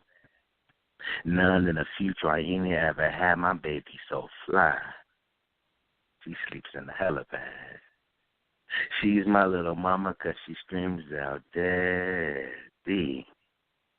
And every lesbian knows she's talking about me. The way I want to love you, how you taking is 3. But it's me, myself, and I aim to please. Kiss and caress you from your nose to your knees. Doing every fantasy, every pleasurable desire, every wish that you please. And I will do them over and over and over, as I stated before, want to love you till I can love you no more. And that's to my last breath. But the way I want to love you, my love still won't rest. Every time you close your eyes, my vision and voice resonates in your mind and heart and will rest there forever, because that's where it will first start. So therefore, we will never be apart. I want to love you with all my heart. That's my thought. Yes.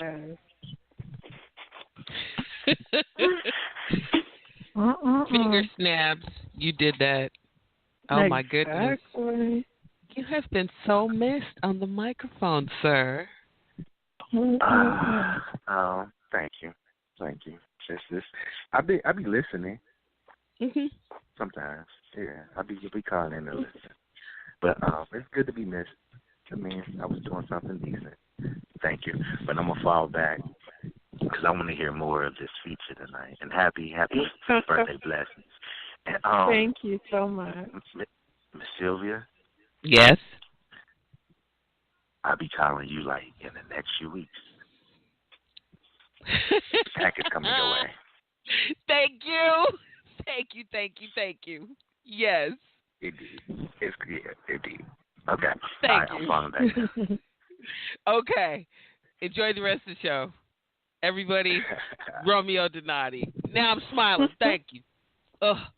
You know what? We've got some talented poets in this community, I tell you. Yeah. Ma'am, they are loving on them some you. We are going to keep it going. Hello, Miss B. Thank you for calling the show. Hi. What's up, Sissy? Oh, my God. What? What? Just for you. Oh, my goodness. Oh, my goodness. Happy birthday. Thank you. Man, this is crazy. I'm already mad emotional. Oh, Jackie my goodness. Jackie is somebody very incredibly special to me. She is blood, spirit, everything to me. And crazy enough, I met her through Blog Talk Radio. I used to have my own show, and she was always a faithful follower and supporter of the show, and then that turned into a faithful follower and supporter and friend and auntie to my babies and savior. And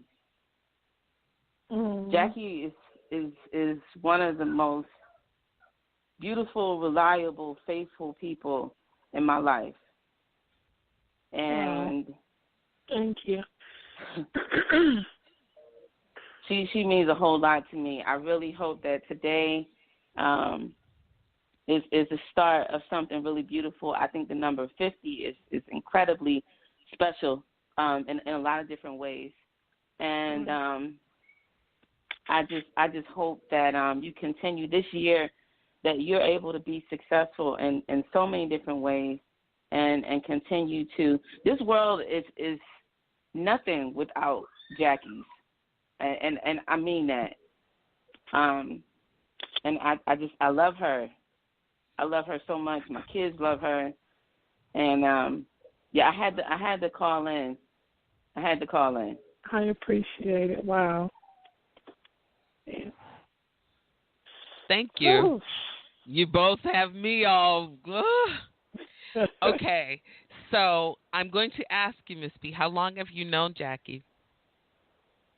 Oh man, Jackie, my Blog Talk days. That was like 05 maybe.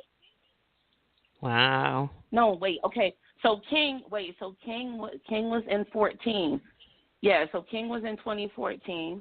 Was born in 2014 in April. So it was before that though. Yes. It was probably 2011 or 2012. Yeah. Because I remember when I wrote the novel, I was kind of like, I was on hold. I said, well, fine, maybe I'll write a book of poetry, and I'll just write and express myself because my husband was battling cancer for 3 years, and that really drew me to writing. And so I remember calling into her show, and I was like Romeo, I was just listening. I had no plans to get on the mic. And she pulled me in, and I was like, wow. I was like, and the thing said, unmuted. I was like, what? I didn't realize she was talking to me, and so I did that piece. I shared the piece that I had written, Why Me, because I was going through, with, as I said, my husband, my late husband was battling cancer, and so I wrote that piece and I shared, and that's where it began. So that was back in probably 2011 or 2012 because he passed away in 2014. So that was probably 2012 or 2011. Well, I am glad to hear the two of you connecting on Blog Talk Radio again. I love that I'm hearing somebody's baby too. A little one, future poet. Sister, did you bring us a piece to share? I did. Jackie hasn't heard me spit anything in a long time, so I have something. It's definitely a change of pace. So here we go. Way, you'll be blown away, Sylvia, because if you've never heard her, she is phenomenal. Oh my goodness. She slams.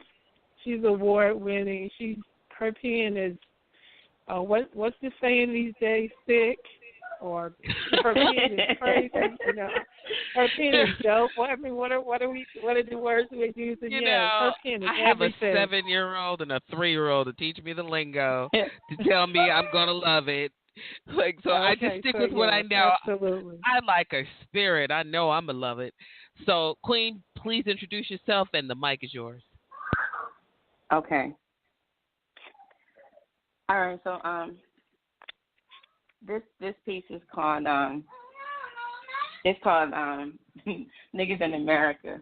So I apologize if you guys hear my little mini poets in the background. Niggas been dying long before they were dead.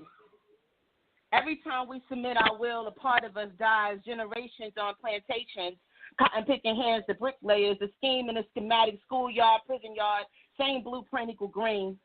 Niggas died, architects, shep, buried slaves. Same niggas rather be dead than build a cage for other niggas. Niggas been dying since a black boy learned to whistle himself into a casket. Since white women started killing their babies in the 80s, blaming any nigga they laid eyes on. Modern day lynching of an entire lineage. Lies lost on the lies on Caucasian tongues. Speaking all that American shit like we didn't scab over all your open wounds. The color behind your colors, red, white, and blue. We united this nation, so to whom this may concern, nah, fuck your salutations. Haynes owes niggas reparations. White tees and undies made off the backs of blacks hung from trees. Niggas been dying. Niggas is finding. Freedom and becoming addicts, yet bondage begets more bondage. Crack pipe the pipeline. Unemployment line, section 8 to obituary section. Niggas is dying. Niggas in the wall and still dying. Walking around with broken legs for lungs. Niggas with PTSD still waiting on FEMA to come.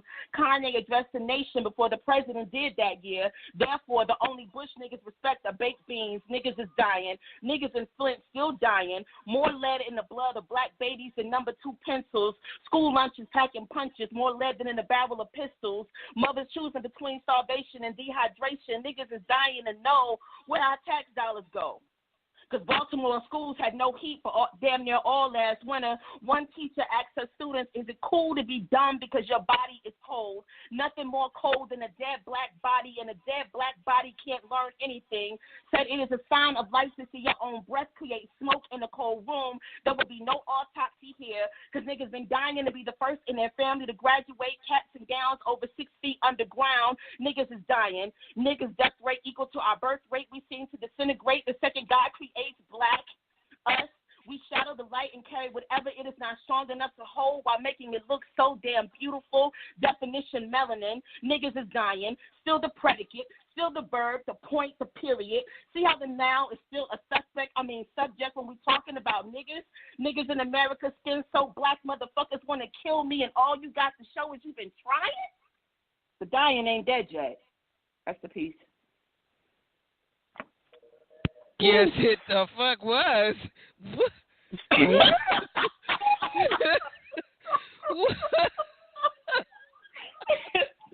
I just need a fan.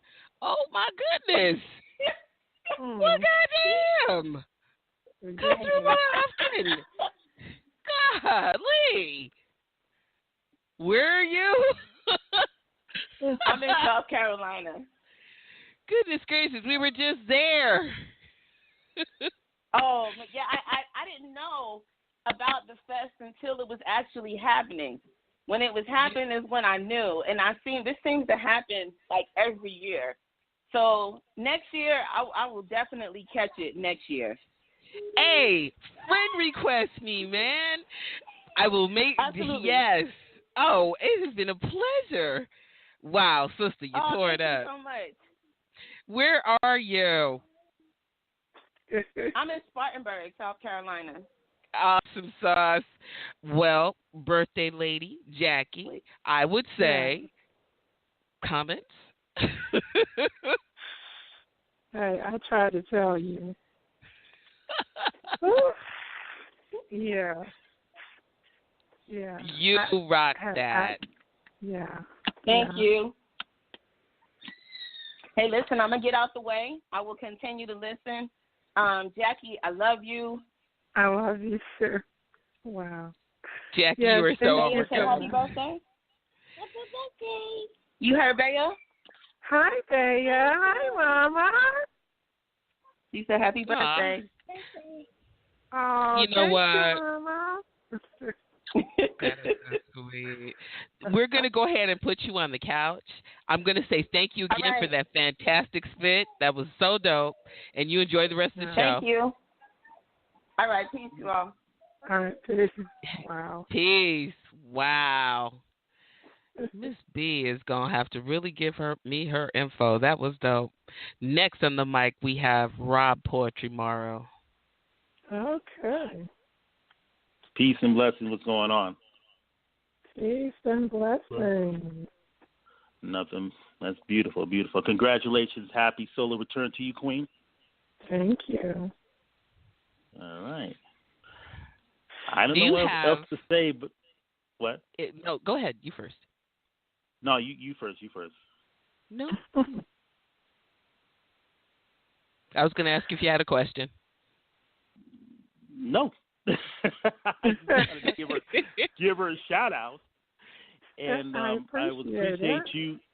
Yeah, and I definitely appreciate you drumming with me. You and a couple other people drumming with me at the. It was a pleasure. Yeah, drumming with words, Midnight Drum with Words, Poetry Cipher, which is going to be the new name from now on. But yeah, you really having a multifaceted arena of talent and stuff. You know, your poetry, your you know, you got your novel, and of course you do a little drumming. So it's good to know that, you know, that drumming is a different form of poetry, which you understand. A lot of people do understand, and then I really appreciate you coming through and representing. You know, so I won't be there alone by myself. You know. Oh, I got you. Appreciate it. And did you bring us a piece, Rob? Yeah. Forgive me for this disclaimer, but I have to explain this piece a little bit. This piece is to respond to the Stephon Clark controversy, the young brother that was shot and killed in Sacramento by the police. Basically, what happened is when they found some tweets from some of his tweets, he said some pretty disparaging things about black women. And then the response from a lot of people when they saw that, when they heard that, was to shun him and say, "Oh, I'm not going to support him. I'm not going to fight for his cause." And that created the controversy within itself. So I wrote a piece about that.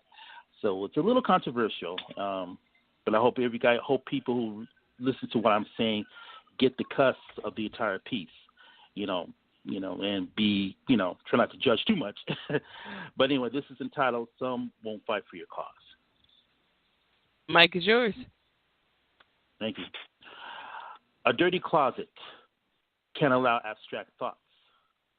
A flawed system unacceptable. A perfect life mandatory. Go there if you want them to say your name.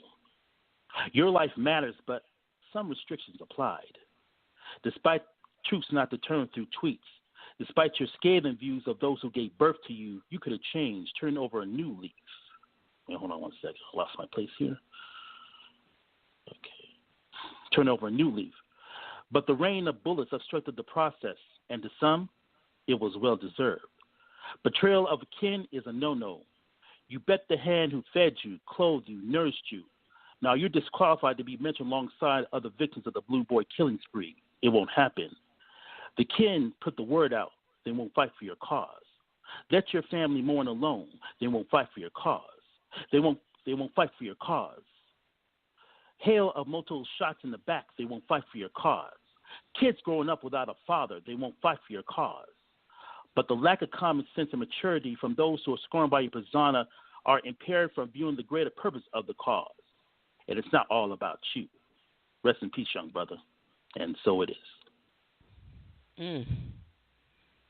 No. The disclaimer even gives more real background to it, but I think that the piece really stands. Great piece. Thank you. You were saying, Jacqueline? I'm going to echo what you're saying. Yes, absolutely. Rob Morrow. That was a great piece. No, thank you. Well, look, I would like to ask you a question, Rob Morrow. If you could manifest one thing for Jackie for her birthday, what would it be?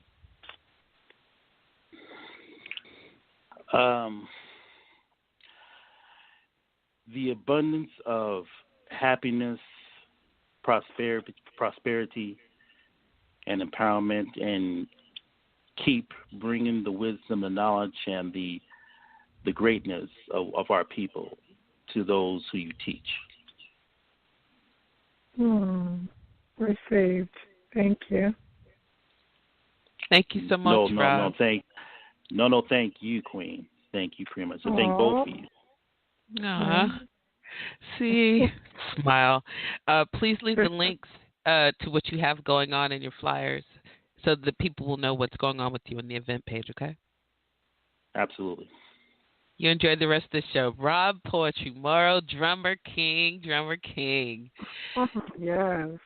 Yes. Well, you know, I have a question. Okay. What is your divine purpose, and are you living it? I'd say it's to love life and see good days, to uplift, to inspire, to promote peace. Just pretty much the love. I can't say that I'm living it to the fullest, but I am getting there.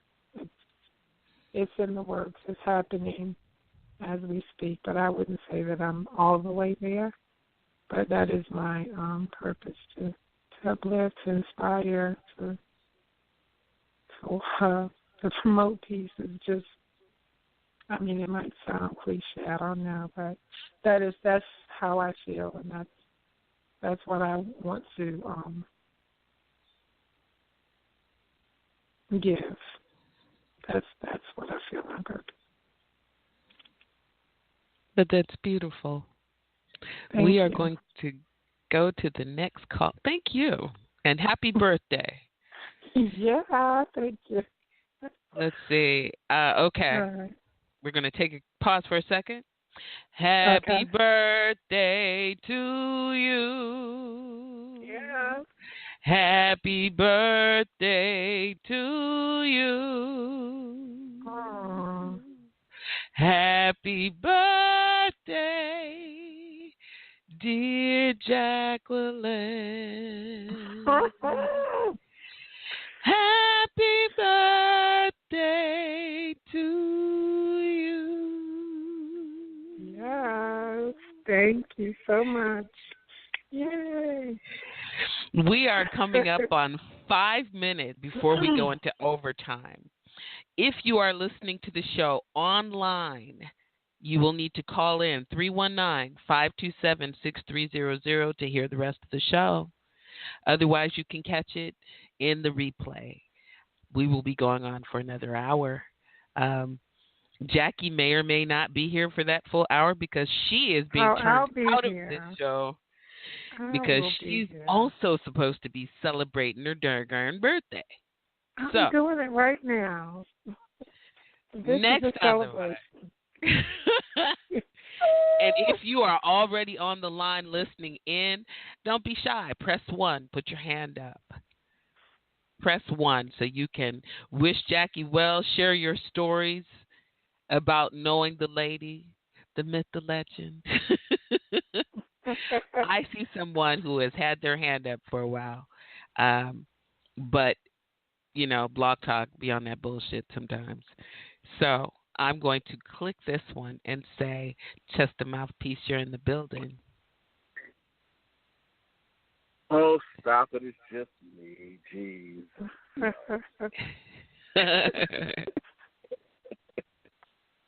Happy birthday, Queen. I mean, I know you were at thank the you. Yeah, I do remember you drumming on some drums. Okay. Yeah, that beautiful hair flowing in the wind. I do remember that. And I definitely want to wish you a happy birthday and thank you congratulate you on the feature. I appreciate it. And I do have a question. Okay. How was Fest for you? I mean, what about Fest just rocked your world? I mean, what is the thing you remember most off that? You said what about the Fest? Yeah, the Fest. Yeah. Oh wow. I had one of her T-shirts. What is her name? It was a few highlights. Miller. Yes, that's right. I'm looking at the bag. There it is, Kimby Miller. Oh my goodness. Oh my goodness. You guys yes. are gonna make me brag. She was. Oh my goodness. I mean, that slam was. Yeah, that was. Yeah, that was. Yeah, I enjoyed that. And but real. And then meeting Sylvia and getting her book. Oh my goodness. But that Kimby Miller and what is his name? Savon. I mentioned him earlier. That just that was like the highlight. That was a few of the highlights. And then drumming on the beach, yeah. So yeah, I mean it was nice. And then there was being by the water and in the water. That's what it's. But yeah. That's the whole fun part. I am going to say real quick, Kim B. Miller will be our feature next Monday. Oh, Next week, yeah. Kim B. Miller is our featured guest next Monday. And Kai Love and Savant Furlow will be our guests on August 6th. So do tune in. That's going to be dope. I'll have the whole calendar posted. It'll be awesome. You better cut this shit out right now, okay? You better stop this shit, okay? No. You are doing the most. You're doing the most. You know, I'm doing the thing. I wanted to have hot summer nights, and that's what we're doing. That is what we're doing. And some great playbacks. And some great playbacks. So listen, did you bring a piece? I got something. I hope so. I got something for the birthday girl. It's nasty. Let's go. It's nasty. What did you say? It was nasty? It's nasty. Oh, we are grown, and we have our ID. Email, so yeah, I do have my ID. I mean, I don't know. I was gonna say I might freeze or whatever, but yeah, the last I checked. It ain't that bad. My name is Mouthpiece of Wolf Hours, and I'm here for the birthday girl, and I want to give her this piece. It's called "I Want Some." Oh, okay. I'm going to go ahead and mute myself.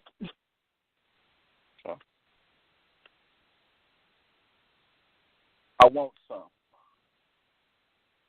of everything you got to give, plus some of what you wouldn't. For me to possess the knowledge of the existence of such a thing and not desire it would be moronic. Since the first day I lay eyes on you, I've been curious, feeling like a million tiny eruptions building madly, and this passion is furious. Seriously, what I'm 16 with every thought of you is maddening. Past addiction, this shit is reckless abandon, no restrictions. Wait, I gotta calm down. I need to populate in your sweet place. Rest my Leviathan in your great lakes. Let the salt water from these fins contaminate your fresh water, overflow your riverbanks. You see, I want some, and I'm willing to do whatever it takes. Dip boom in your blue lagoon, midnight until daybreak, random sex on random landscapes, inhibition slain in the wake of our love making, torso to torso, slow roll. This is breathtaking, grinding deep in your treasure. Feels like the room shaking. You see, I want some. Body to body, your back to the wall. I fall to where your spot is. Get on. Releasing my tongue in a way that's catastrophic. Letting my serpent play in your garden. Leaving you catatonic. Wet work. Watching your flame jerk. Sound waves from constant streaming. Supersonic. I told you. I want some. And I'm getting it, apparently. Your legs permanently placed like tattoos around my waist. Memory erased and replaced with subtle ecstasy from this deep stroking therapy. Tingling sensation rising from the inside as we collide savagely, pushing to the surface. Such sweet nectar, immersed in pure energy. Orgasmic explosions, linked together, repetitive, back to back. That's what's happening. Mouthpiece is Professor Pendulum, and these are the whip hours on Poetry in the Raw. Did you say, wow. Did you just say from midnight to daybreak? No. You just... What? Yeah. Okay. You got to write, Paula. You got to write. Good. I need a fan now. I'm like Sylvia, let me grab me a church fan. Like, yeah, where Sylvia ain't tell you who I'm is. My goodness. You know, he seemed so nice and polite on the beach, and then stuff happens. I'm going to say Wolf Hours, Thursday night, 7 o'clock? Is it 7 o'clock Pacific? No. It is. It is. That's right. That's right. Okay. That's right. 10 o'clock. Oh, my goodness, I have it right. 10 o'clock Eastern, 7 o'clock Pacific. Yeah. Black Hole Radio? That is. Black Hole Radio. Okay. Right, right. Okay. And let me tell you, my wolf name is Dark Joy Child or Red Hoodie Wolf. That's my boo. That's my boo right there. Not like that, Joe. Not like that. Wait, hold on. Not like that, Joe. I ain't mean like that now. That's my boo. No. Like that's my girl. I ain't saying that. So what I'm going to do, Chester, is do this. I want to say, I hope to see you all on Thursday. Did you have anything else for our feature? Just that she's a phenomenal poet. And you know what? You can tell how phenomenal you are by the people that come to see you and what they say. And all I've heard tonight about her is that she's a loyal friend. She's a woman of substance. She traveled through states just to go see my brother Rome. I mean, on and on and on. I'm hearing all these wonderful things about her. And definitely a fabulous poet. Why, thank you, Ken. But you know what? The truth is the truth. You know what I'm saying? And you got to say that. But I hope to hear more of you, though. Call it on Thursday. Okay, I'll do that. Yeah. I'm gonna do a shameless plug real quick. Look, y'all.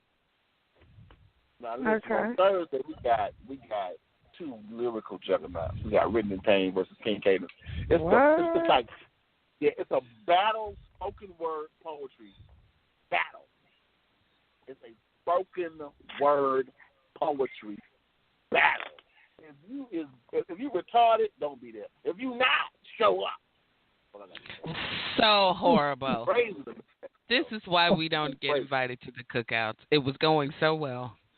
And then this is why we don't get invited to the cookouts. There's some So here's the thing. I'm looking forward to the battle. Lord knows that they've been talking about it, circling, sharpening their swords and things. I've been minding my own business on Facebook and going, what in the way? Who is he talking about? And it goes back and forth. Wow, this is going to be epic. That part. If poetry, spoken word battles are your thing, or Written in Pain, or King's Cadence are your thing, you really want to go to Wolf Hours on Thursday, because this is about to be some epic tearing the wallpaper and then punching in the walls kind of shit. And not just after they get done battling, we still having an open mic. So don't trip. Y'all still get to bless the mic. Oh, shit. What's left of the mics? Because they do tear them up. They do. But I'm going to get out the way, man. I know us other poets ready to spit and blaze this mic and show this lovely queen some honor. So I'm going to sit my black ass down on this couch. Thank you. Well, I'm going to put you right there on the couch, and I'm sure going to thank you. And you enjoy the rest of the show. Love you. Love you right back. My brother, Chester, from Wolf Hours. We call him Mouthpiece because he's one of those.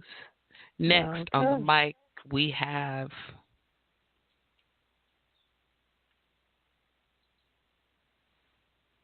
the all-around queen, Mama Oladeji. Oh, wow. Okay. Hello, everybody. Hi, Jackie. Happy birthday. Hi. Thank you so much. I'm so happy that Sylvia is getting all these new and awesome poets. We just so happy to hear new voices. And I wasn't at Poetry Fest, so I got to miss a lot. But they sent me a lot of videos, and I did get to see some of the drumming on the beach. And I don't know if I exactly got to hear your particular piece that you did, but from what I'm hearing from everybody, you are an awesome person, and it's my pleasure to get to know you. So thank you, likewise.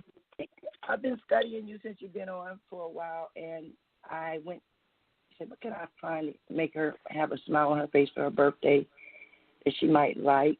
And so I went and found this piece called He Gave Me That Feeling. It's an old piece, and the piece was inspired by the song Que Sera Sera, which was my favorite as a little girl. Are you familiar with that song?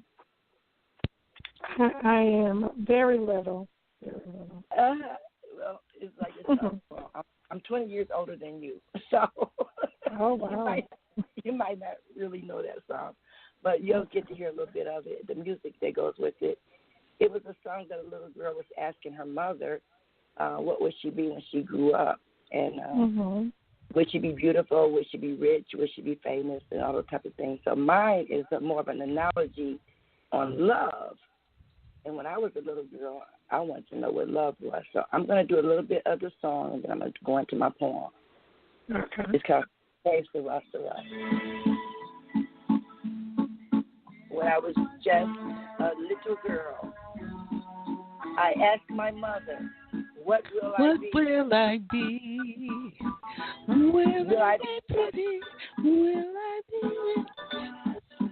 And here's what she said to me. Hey, Sera Sera, whatever will be, will be. The future's not ours to see. Que Sera Sera. What will be, will be. When I was just a little girl, I looked into my mother's eyes and asked with a serious look, Mommy, what is love? And much to my mother's surprise, because I was only 5, she answered, love is that feeling that you feel when you're feeling like you've never felt before. When I became a teen, I asked my granny, Granny, what is the feeling that you feel when you're feeling like you've never felt before? She looked at me and sat me down. She asked again, what did you say? She then cut me a slice of her pound cake, added ice cream as if love tastes better than this, and better than my dreams, and even better than my mac and cheese. She said, love is all this plus a feeling. What kind of feeling, I asked.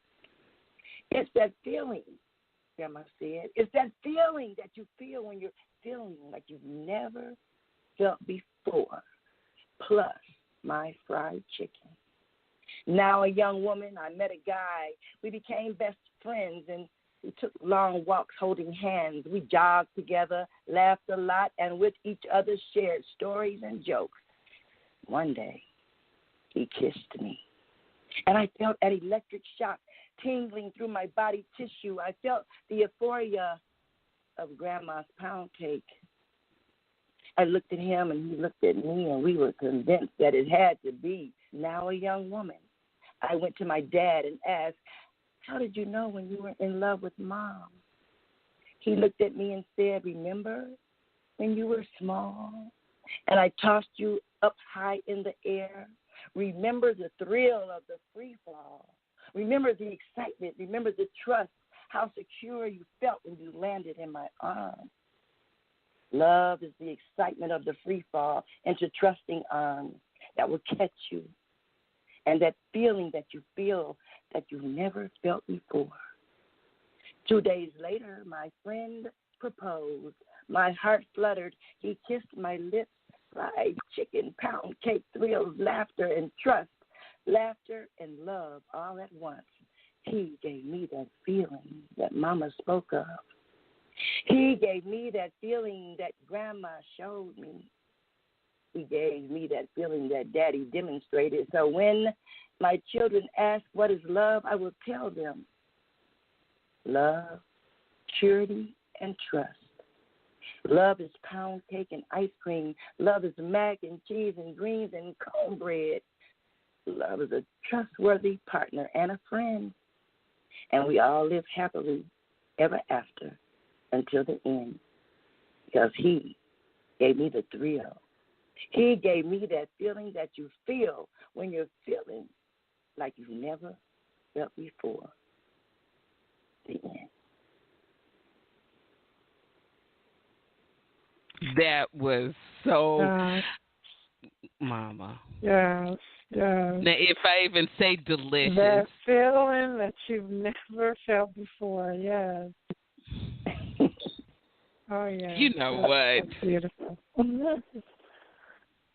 I love that. And from such an innocent perspective. And yes, I am responsible for the singing with the open mic, because yes, I do. I'm glad you did that, because I can't. Will I be pretty? Will I be rich? Here's what she said to me. Que sera, sera, whatever will be.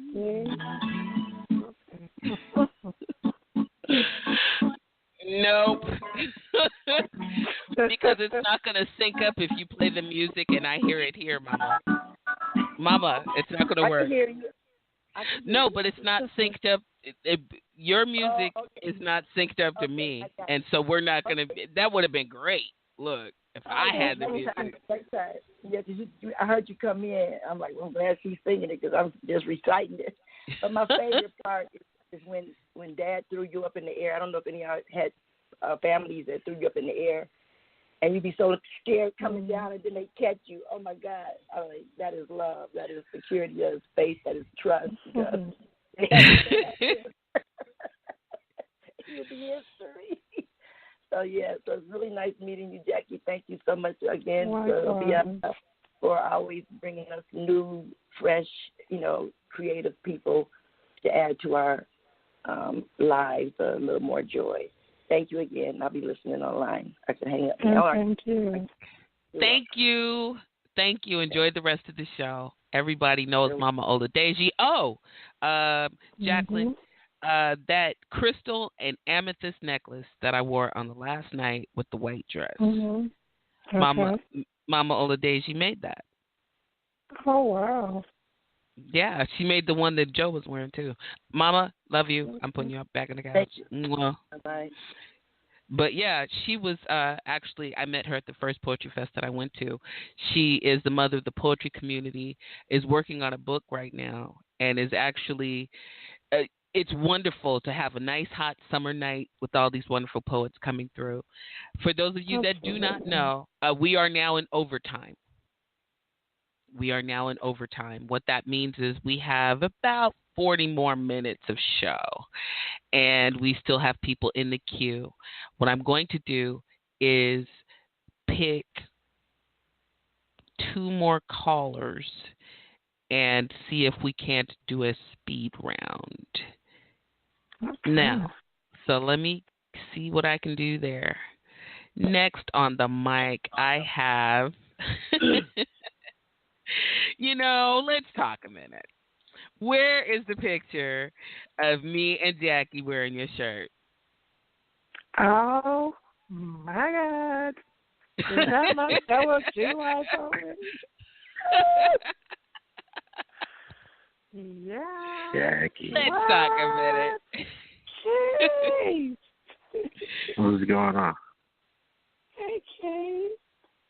Happy birthday, lady. Thank you so much, King. I appreciate it.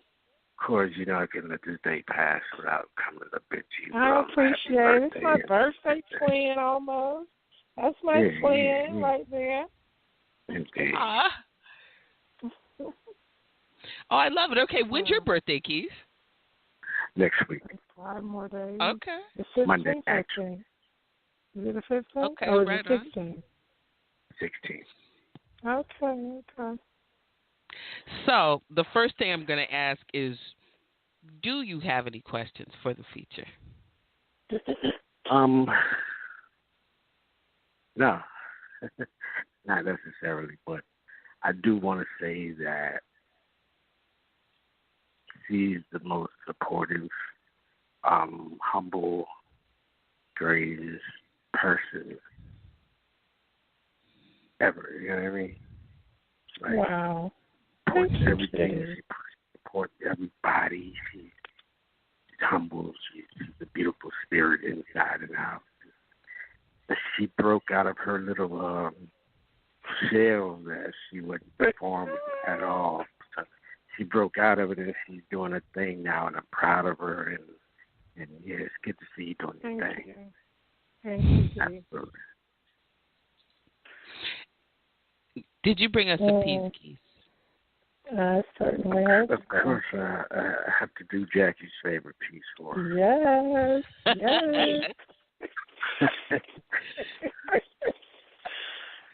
The mic is yours for it.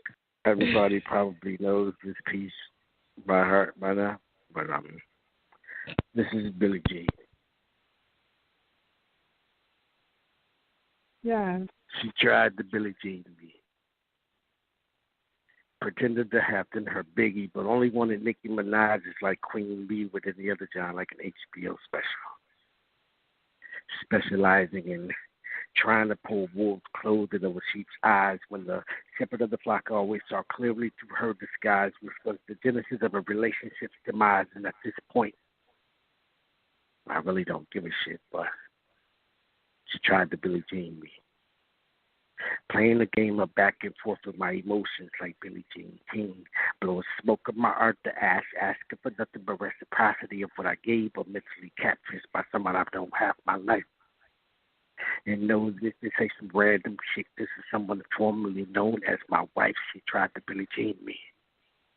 With looks of disgust, she poured acid on my self-esteem. She disenfranchised what I thought was a team. She wanted 2.5 men. She Charlie Sheen's me.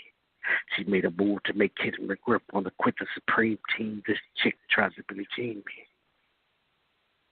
It's my first thought. Were to grab my keys and beat it.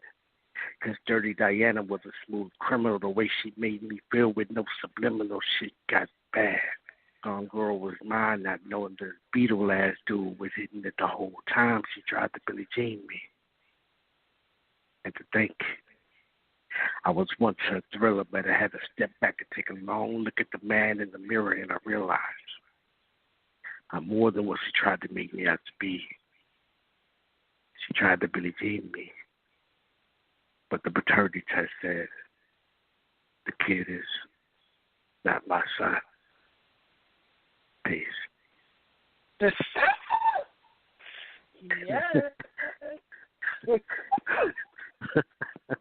Yeah. I love that piece. Love it. There's such a story in that piece. I'm sorry. Indeed. So much. Again, thank you for being you and who you are, and I got your other joint on the way. Awesome. I'm coming out with some new joints, and I'm coming out with something new soon. So look out for that.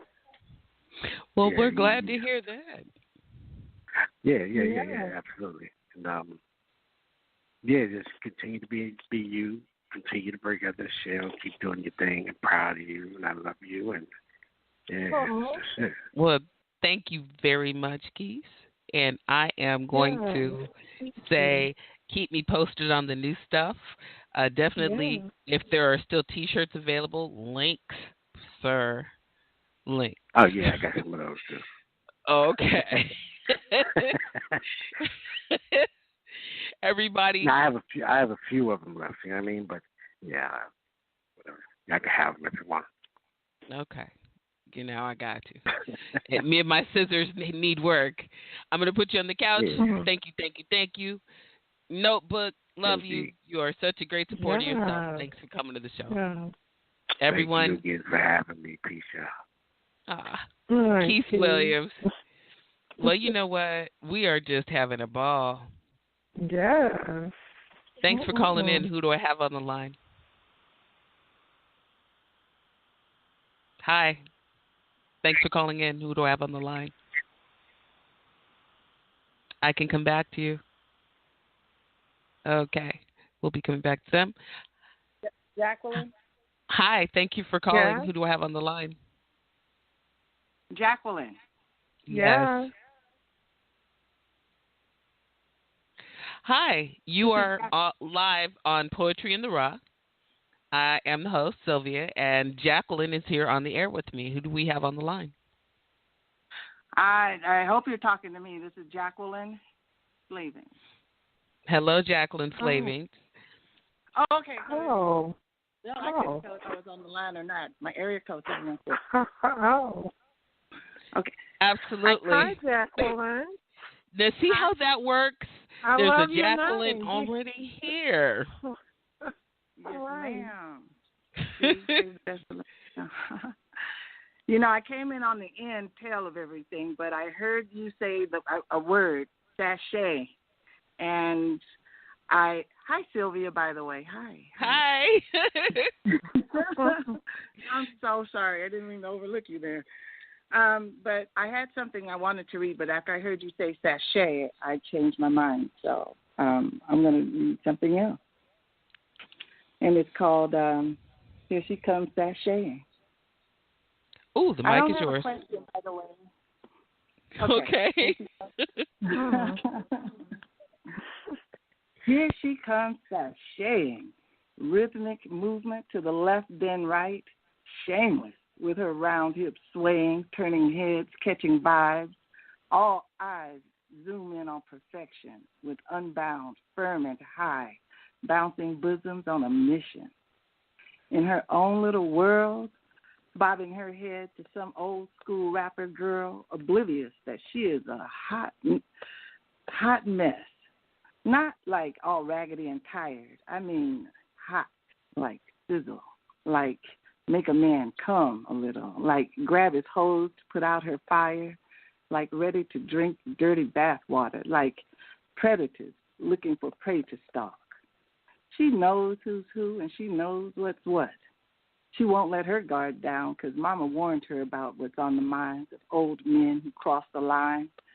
Still, she's not one to be rude, sends a casual greeting their way, raises her hand to give a finger wave, sings in her girlish voice, hey, towards bulging crotches and leering gazes, pretends not to hear the nasty words slithering from their nasty mouths. See grown women roll their eyes, catching a glimpse of their glory days when young men stood in line fighting for the chance to play before Father Time quickly reminds how rapidly skin-deep beauty fades. After babies, stretch marks, and middle age, it was hard to keep a man at home. And even harder to watch him salivate over a woman child with a body full grown. Envy succumbed to inadequacy against youthful beauty and flawless skin, aged without wisdom, showed no advocacy, stuck their teeth and protruding bellies in, knowing inside it's not right to compare themselves or try to compete with the innocence of this woman child. Eyes keenly locked in on their men, resented what they could no longer be. Anyway, who does she think she is? She doesn't appear bothered in the least. Hips swaying, struts on by, sashaying. Younger gals between 18 and 20-ish huddle together in mean girl cliques, giving her the up and down look. She thinks she cute. She ain't shit. Her mama's daughter can't be weak. Throws her shoulders all the way back. Scented pheromones and plumped up flesh, puts her body fully on display. Kept on moving with grace and finesse. Her powerful strut would not be denied. With head held high, passed them by. There she goes, sashaying. At home, Mama is always mad. Started calling her every name but holy. Definitely not the Mama she once had. She's still kind of pretty, though, but mostly she seems crazy, never satisfied. Watched from the stoop, smoking and drinking, hands turned to fist when she caught sight. Spoke real mean. Gal, what you think, wearing shorts too damn tight? You is getting too fast. Get in there and clean that kitchen before I commence to giving you a whipping. Better slow your roll out there in them streets. See, Daddy wasn't around to demonstrate the right kind of love. Left them all when she was 8, packed his stuff and was gone. His blue Buick sped down the road with someone she'd never seen before. Wondered what she did wrong.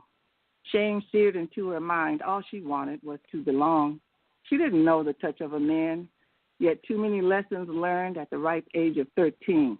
Old men don't act right, and old women can be downright mean. All she wanted was to be free. Even as a woman child of 13, one day she will move away. Just like Daddy, she won't look back. For now, Cat Daddy still whistle, calling out her name. She passes them by, sashaying. End point. Oh, wow. Wow. You know what? There is this piece. It is called Corintha. It is by Jean Toomer in the book Cain. And it's like that piece reminded me of the way he describes her, the way she walked. That piece just so speaks everything into it. Girl, ma'am, high five. Ooh. Okay, high five. Virtual high five. I do not hear enough from you, but I love it. I'm glad that you came to my show. What was it, a month, 2 months? And I've been seeing you since then, hearing more from you. I'm just loving what I'm hearing. Loving it. Thank you. I hope to get indoctrinated or in some way into this genre of poetry, this new clan that I found. So yeah, I mean, it's been a journey. Interesting. I'm loving it. I haven't been to any poetry slams or any poetry fest or any of those things, but I'm certainly looking forward to it. Actually, Miss Sylvia, I will be in San Francisco this weekend. You will? Yes, Hit ma'am. me in the inbox. Let's talk. What? Yes, ma'am. Oh, my goodness. I know some place that... Okay, I would hit love me in the inbox then. Yeah, yes. That would be great. You know, we can connect. I know a great place we can sit down and have a bite. Inbox me so that I'll know we can hook that up. Wow. Poets connecting. I love it. Jacqueline and Jacqueline, I'm glad you both met. Happy birthday, Miss Jacqueline. Happy birthday to you. Thank you, Jacqueline. And that was a beautiful birthday song you sang, Sylvia. It was. Thank you. You know, we're doing the open mic, but I don't want to forget that this is also Miss Jackie's birthday party. And so people who want to come on and spit, let's do it. But let's also celebrate our poet. I'm going to go ahead and put you on the couch. We've still got 30 minutes left to get the rest of these poets on here. Thank you for running with us and enjoy the rest of the show. Thank you. Absolutely. Let's see if we can get this person back on the mic. Hello there. Can you hear me? Hello? I hear you quite well. Hi. Hello? Hi. Hello. How are you doing? Sylvia, all right. You should know who this is. Okay, I'm listening to you, and I'm thinking, I'm not sure. You might be Anthony Arnold, or... Duh. You are Anthony Arnold, right? Yeah. Okay. Now, Jacqueline, the reason I should know that is because we talked quite extensively last evening, did we not? Yes, we did. And yes, it's always the did. ones who want you to guess who just don't say anything. Guess who I am? Right. Silence. Silence. Oh. So welcome back. Thank you, Feature ma'am. of Monday night. Did you have any questions, comments, or recollections for our lovely feature on her birthday? Well, first and foremost, I would like to say a happy birthday to you. Thank you, Anthony. As far as questions are concerned, I have one that I like to ask everybody, so I'll pose this one to you. Okay. What advice would you give to those just starting out in poetry?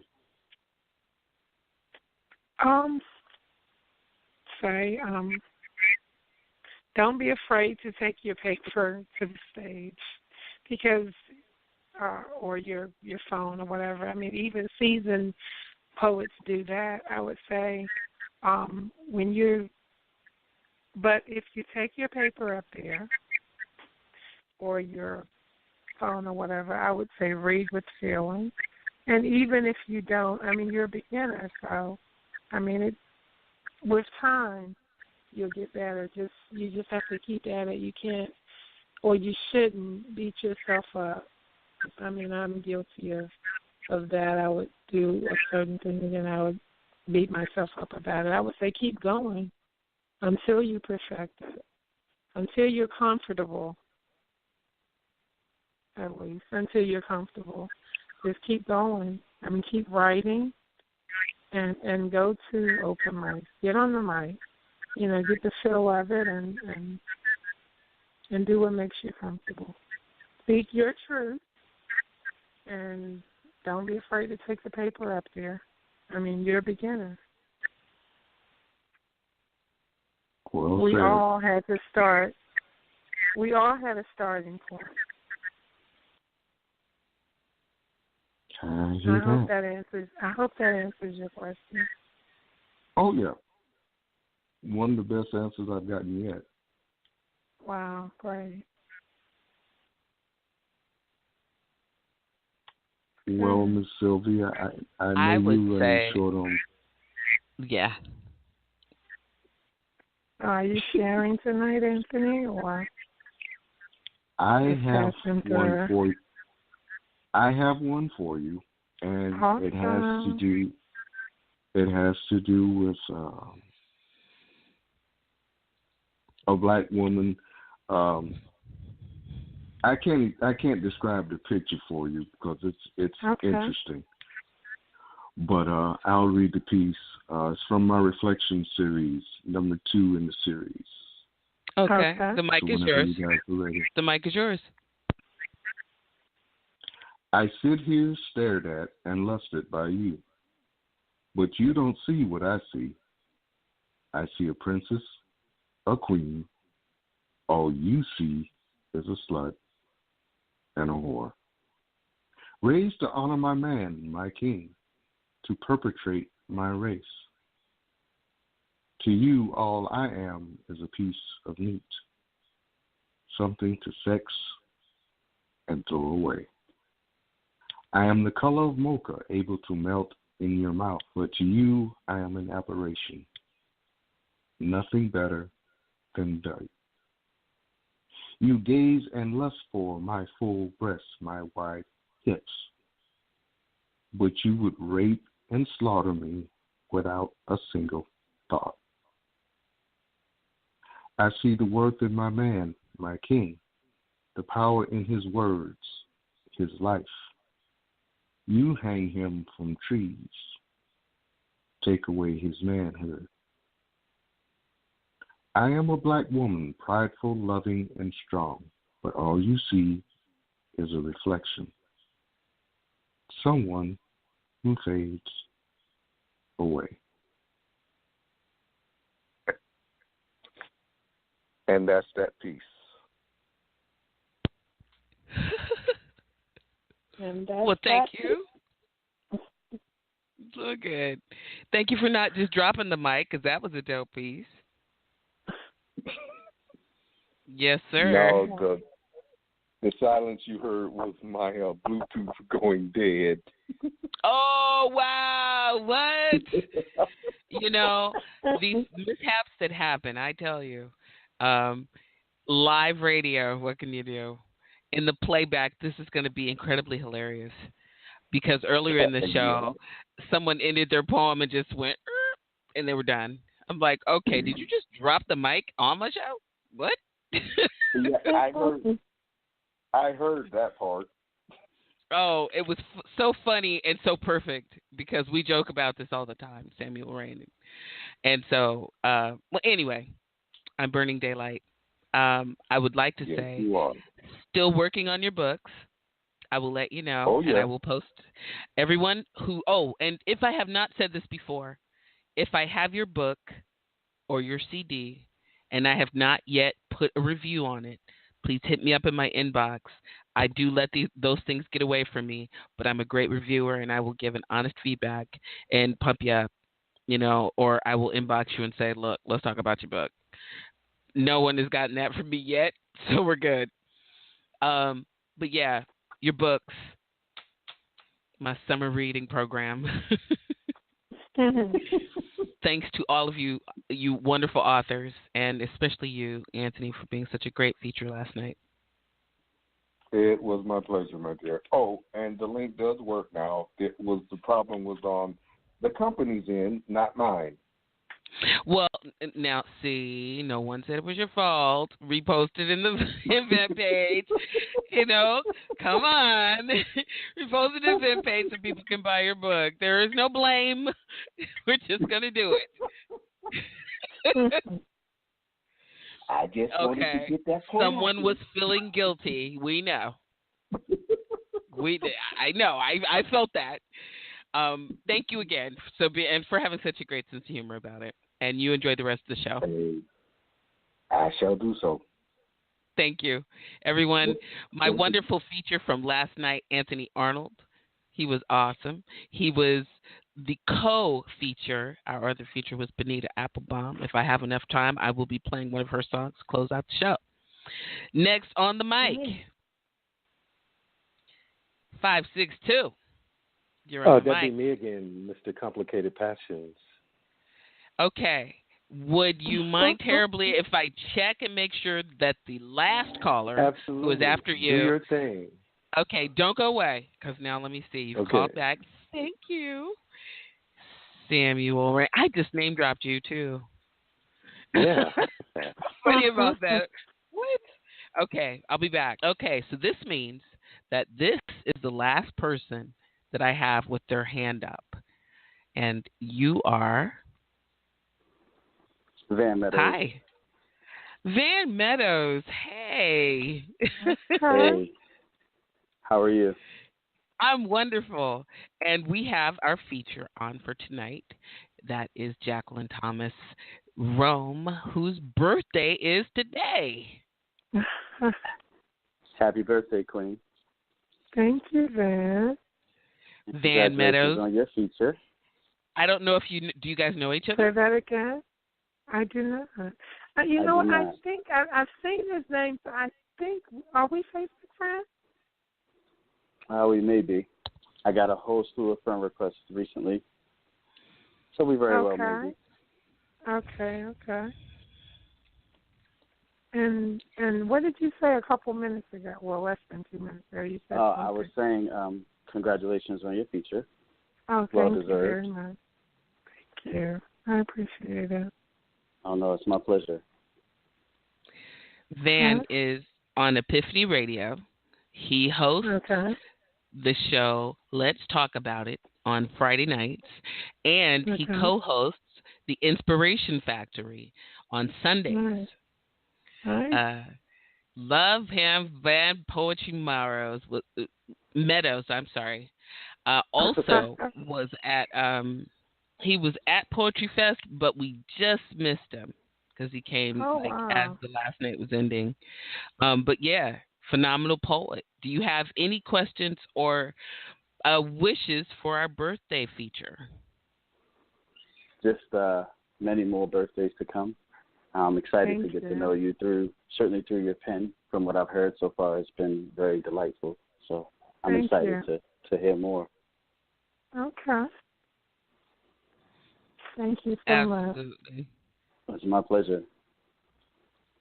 Bring a piece? Of course, I have a piece for you. The title of the piece I'm going to do tonight is The Instrument of Love. Okay. The beauty I see, thank you. The beauty I see in your eyes, the majestic color of love below the skies, where the earth speaks of she, created just for me, giving me forceful remnants of something so powerful, yet powerful enough to demonstrate a feeling so eventful. Her presence created in the sheer form of effervescence, paving the way for my enthused investment. A wealth of love everlasting, never to be broken yet unmasking the art of a created body of work, mesmerizing from the inside out, and I jerk back and forth from love's amazing grip on my heart, patiently waiting for the interest to start depositing infused and deep-rooted emotions from heated sun rays of golden harmonies that are well suited for a kingsman brandishing a weapon of romance for his soul, the kind that gives and creates wounds and glorious scars that one can behold. We make colorful love and sonic sounds. The whole earth hears and gravitates, leaps and bounds. Our eyes lock in a moment of passion. The angels sing songs of creation, pearly white gates awaiting our arrival, so we can be placed in humanity's a primal rage. But this kind of rage is set to uplift and rebuild the stage where we perform a vast array of notes, the notes that shatters, batters, love matters. But I don't gloat. Instead, I pray that you too someday find the color of love I see in her eyes. Her beauty can be seen as the sunrise. Traces of her lipstick meet my cologne and cheek. She tastes so delicious as the chords and stringed instruments of her heart become my scrupulous, that my mind and my body and soul has no boundaries under her control. Some say beauty is skin deep. Her framework is not for the weak. Her stimulating conversation makes her a dual threat. The feeling lifted off the pages of my notebook, the intensity in her ink, the depths of hell can't even think when the imps blink. The devil's beauty? No, think twice. This angel of love graced and just sliced my heart wide open, kissing me like a good kisser while groping, and making love to a region within that I didn't know flowed beneath me. And that's that piece. Wow. You know, that is true passion. That was beautiful. I mean, yeah, that was very beautiful. Thank you for sharing. Oh, thank you. You know what? Where's your book, Van? Where's your book? My books are available on Amazon, Barnes & Nobles, and Lulu.com. Are the links in my event page, sir? I will make sure that they are. I'd appreciate that. Yeah. I think I need to. Absolutely. Yeah. I'm looking at the book collection and going, yeah. What didn't you say you had books? Yes, yeah. I do. We keep talking about your show, but that reminds me, book links, sir. Yes, definitely. I will do that. Absolutely. Thank you for coming through, Epiphany brother. Thank you, my Epiphany sister. And Jacqueline, once again, happy birthday. Thank you so much. Thank you. It has been the highlight of my day. Aw, enjoy the rest of the show. Thank you. The amazing Van Meadows. And let's see here. One. There we go. You had one more piece, sir. I'm muted. I'm muted. Am I muted? You're on the air. Don't answer that question. Don't give me magical moments that you just go, wait, am I what? Yeah. Okay. This is overtime with the comedians. Yeah. I was actually looking for a classic, and it was about the mailman, but I can't find it, and I didn't learn it by heart. So I'm gonna drop a Poetry Fest moment on you. Is that okay? That's great. Yes. I'm going to love you with all of my senses, not just the 5 dimensions. My 360 coming in dimensions, encompassing this reality. If I were making love, I would inhale the scent of you like the sheets do. Take your breath away like a silent movie to be deeper into you. You singing to me and I come alive. The fire in your body engulfs the deeper of my soul. And I feel you like music. Yes, she's dark girl magic. It wasn't her appearance I fell into thinking this what makes me. She was that dare I needed, I had to. She spoke her mind, and I don't mind the inner beauty moves me. I could taste the hunger. After all, she's temptation. If only she knew my emotions. Dark girl, I'll be loving you like a blind man would do. Every line curves, too, while painting my imagination. You see, I close my eyes when I hold you, my wanting embrace discovering the goddess of my temptation. Let me caress you in anticipation of your desire. Know this, as I trace you to wet, picture this silhouette, matching every part of you. Like the wind finger painting my affection, your body becoming my canvas. From thought to perfection, as I love the skin you're in. Happy birthday. Happy birthday. Thank you so much. Wow. You know you did that. Thank you. I'll be trying.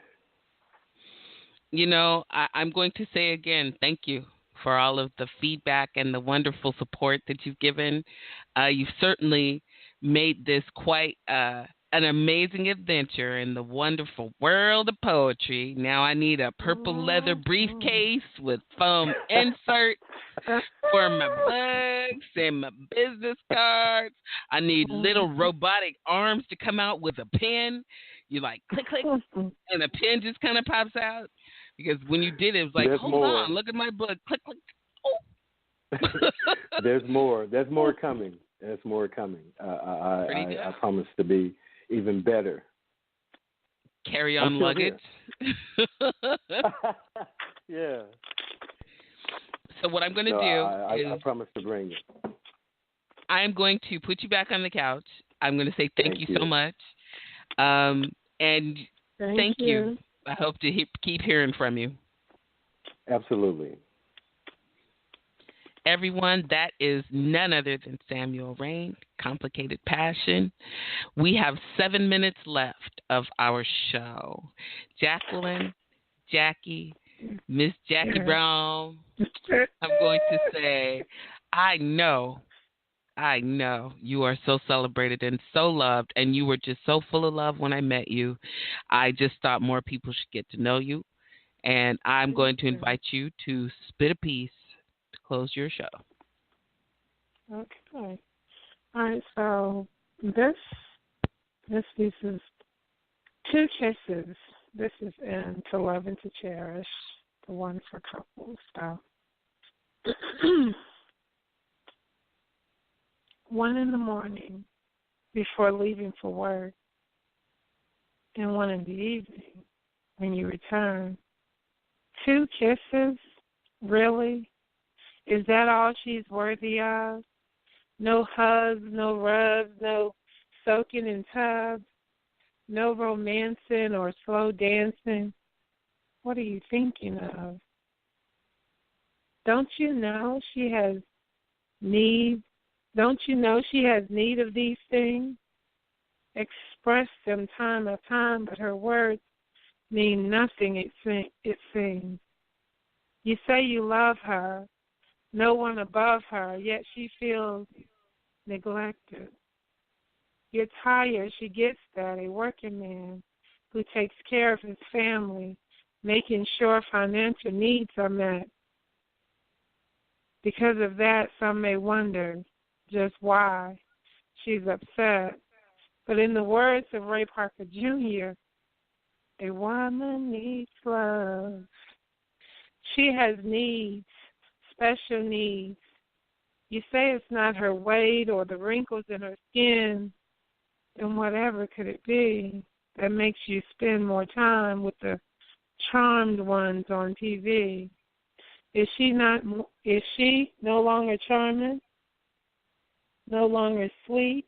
Is she no longer the love of your life? The lady you chose to be your wife? Yes. She is still charming, attractive and sweet, but somehow you have on blinders when it comes to her. Because from you, 2 kisses is all she received. And that's epic.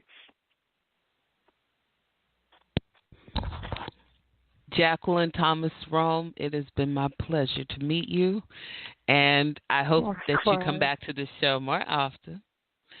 And Jackie Rome, since that's my own name for you, I have to tell you that know when you click with people, and I love it. You've been such cool people. Thank you for the support. All right, so you didn't touch on the novel that much, though. The finale. Did you complete the book? Here's what I'm going to say about the book. Okay. You seemed uncomfortable, so we brushed on it, and I'm going to say this because we're a community. We can talk. If every time someone mentions erotic and ventures towards this, you talk about, you kind of brush away from it, I don't go into it. But here's what I am going to say. Tim and Pamela Reinhardt needed a spark in their 11-year marriage. For Tim, it was all work and no play, which left Pamela longing for romance. What was meant to be a romantic island getaway turned out to be just the opposite, at least for one of them. While Tim grumbled and complained, Pamela was being swept off her feet by a beautiful stranger. Ryan Joseph was the perfect gentleman and had the features to match. Eventually, his charm and persistence landed Pamela in his bed and out of her marriage. However, when the cover unfolds, she realizes the grass on the other side isn't green at all. Now, that is just the liner note about this book. I tried to pick something that wasn't particularly salacious, but at the same time picked up where the book goes. And so I'm going to go with what I first read. Okay.